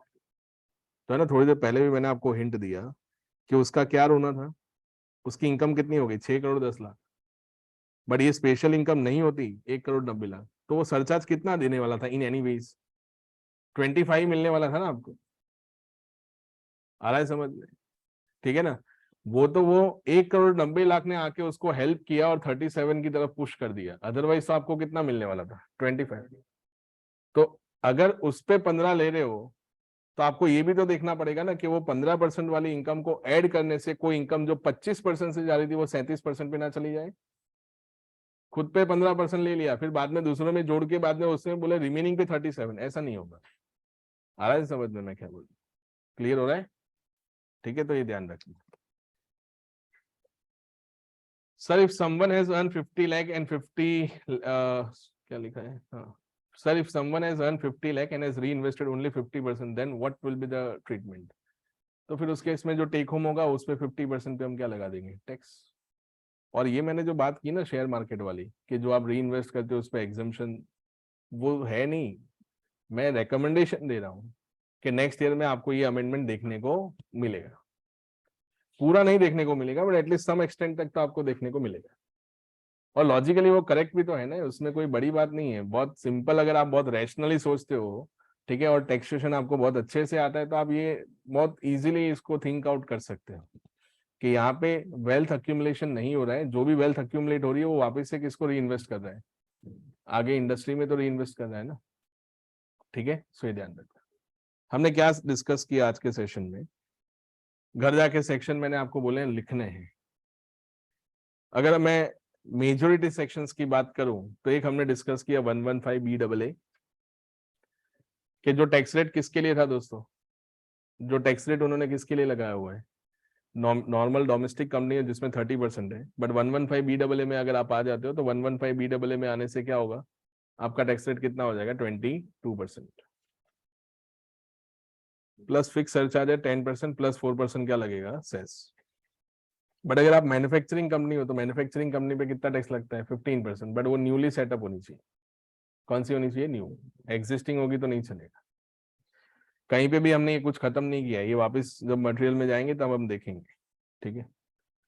सो ये ध्यान रखना। फिर हमने डिस्कस किया 2 सेक्शन, स्पेशल इनकम का नहीं बता रहा हूँ पर मैं जो 2 सेक्शन है उसकी मैं बात कर रहा हूँ। एक हमने डिस्कस किया कौन सा, बीबीडी, जो डिविडेंड इनकम आपको मिलती है, वैसे तो डिविडेंड पे कौन सा वाला टैक्स लगता है, नॉर्मल वाला, बट अगर आपको dividend income specified foreign company से मिली है, स्पेसिफाइड फॉरेन कंपनी का क्या मतलब होता है कि जिसमें आपका 26% या उससे ज्यादा स्टेक होता है, तो इन दैट केस आपको 30% की जगह या whatever the rate applicable to you, आपको कितना परसेंट टैक्स पे करना है, 15% at a concessional rate. And फिर मैंने बताया 115BBC for the anonymous donation. Anonymous मतलब होता है ना कि आपकी कोई कंप्लेन कर रहे हैं, किसने की, बोले पता नहीं, किसी ने की है, तो वो एनोनिमस कंप्लेन होगी। होता है ना वो सजेशन बॉक्स में किसी ने डाल के रख दिया, बोले ये सही नहीं आदमी, ठीक है तो वो एनोनिमस कंप्लेन होगी। तो ये एनोनिमस डोनेशन, तो एनोनिमस डोनेशन पे कितना टैक्स लगेगा, 30%। एंड देन बाद में कैजुअल इनकम का तो आपको पता ही था 30%। तो कितने टोटल सेक्शन हुए, ये अमेंडमेंट वाला तो अभी सिर्फ स्टार्ट किया है, ये सिर्फ हमने प्राइमरी डिस्कशन किया है, इसमें बहुत ज्यादा डिटेल में बाकी है। जैसे 112 इन्होंने ऐड किया, करंट ईयर में कितना ऐड किया, 112, तो 112 पे भी कितना लगेगा, 15%। 112 अदर लॉन्ग टर्म है, शेयर मार्केट वाला लॉन्ग टर्म नहीं, अदर लॉन्ग टर्म। तो अदर लॉन्ग टर्म पे भी कितना लगाने का सरचार्ज तुमको? 15 ही लगाने का ना। हाँ वही, क्योंकि वो प्रॉपर्टी है ना वन काइंड ऑफ। तो क्या होगा, आपने कमर्शियल प्रॉपर्टी ली थी, अभी बेच दी, तो 37% सरचार्ज पे करोगे कि 15? नॉर्मली कोई भी इंसान होता है तो दुकान बेच के दुकान ही लेगा ना, या दुकान बेच के किसी और जगह रियल एस्टेट में पैसा डालेगा। हाँ या ना? तो आपको थोड़ा रीजनेबल बनना बनना चाहिए कि नहीं बनना चाहिए? 4 BHK बेच के आप 5 BHK ले रहे हो, तो अल्टीमेटली तो पैसा आप इन्वेस्ट ही कर रहे हो ना, तो आपको एग्जाम्पशन देना चाहिए। तो कुछ जगहों पे है एग्जाम्पशन, कुछ जगहों पे नहीं है। हाँ तो एग्जाम्पशन मिल रहा होगा तो टैक्स ही नहीं आएगा ना। वही तो मैंने बोला ना कि कुछ जगहों पे एग्जाम्पशन है और कुछ जगहों पे एग्जाम्पशन नहीं है। जैसे आप कमर्शियल प्रॉपर्टी बेचते हो तो कोई एग्जाम्पशन नहीं है कैपिटल गेन में, सिर्फ एक ही मिलता है, वो national highway authority of India वाले बॉन्ड्स का 50 लाख रुपए वाला। आगे समझ, वो भी रुला रुला के देते हैं आगे ठीक है, तो इसलिए उन्होंने बोला कि नहीं नहीं नहीं। ठीक है, तो कभी कभी है ना, मैं जब बोल रहा होता ना तो जरूरी नहीं है कि वो लॉ का पार्ट हो। 5% जितना मेरा खुद का भी क्या होता है उसमें, सजेशन होता है, ताकि आपके सब्जेक्ट के ऊपर ग्रिप क्या हो, डेवलप हो, और कुछ नहीं होता। ओके, तो ये ध्यान रखिएगा, और ये गोल्डन रूल आपको लिखवाया है। ठीक है, आपको ये जब फाइल मिले तब आप लिख लेना। बाकी मटेरियल में तो गोल्डन रूल लिखा हुआ है। ठीक है, कि कब कौन सा रेट लेना है सर। तो आपको ये देखने का कि अगर ये इनकम हुई नहीं होती तो मैं कितना सरचार्ज देता, चलो बताओ, तो वो वाला सरचार्ज उस पर लगेगा। आप समझ रहे लॉजिक क्या है, कि अगर ये हुआ ही नहीं होता तो मैं कितना देने वाला था आपको, 25% ही देने वाला था ना, तो 25% लो। ठीक है। हम्म। हाँ मतलब पूरा जो 4 करोड़ 90 लाख है उस पे, मतलब जो नॉर्मल वाला टैक्स है ना उस पे। बाकी जो 1 करोड़ 90 लाख वाली जो इनकम है ना, ये वाली, इस पे तो कितना लगेगा, 15%। अंडरस्टूड? ठीक है, सो यहाँ तक रखते हैं दोस्तों, मिलते हैं नेक्स्ट लेक्चर में। कोई डाउट है ऑनलाइन वाले स्टूडेंट्स तो पूछ लो।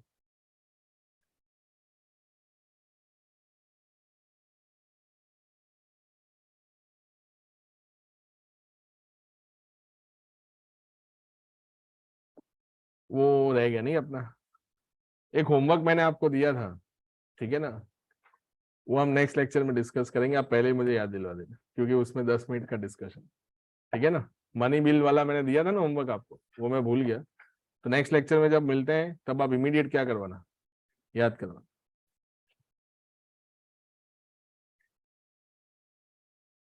कोई डाउट नहीं है ना ऑनलाइन वाले स्टूडेंट्स, तो अपने यहीं पे खत्म करते सेशन।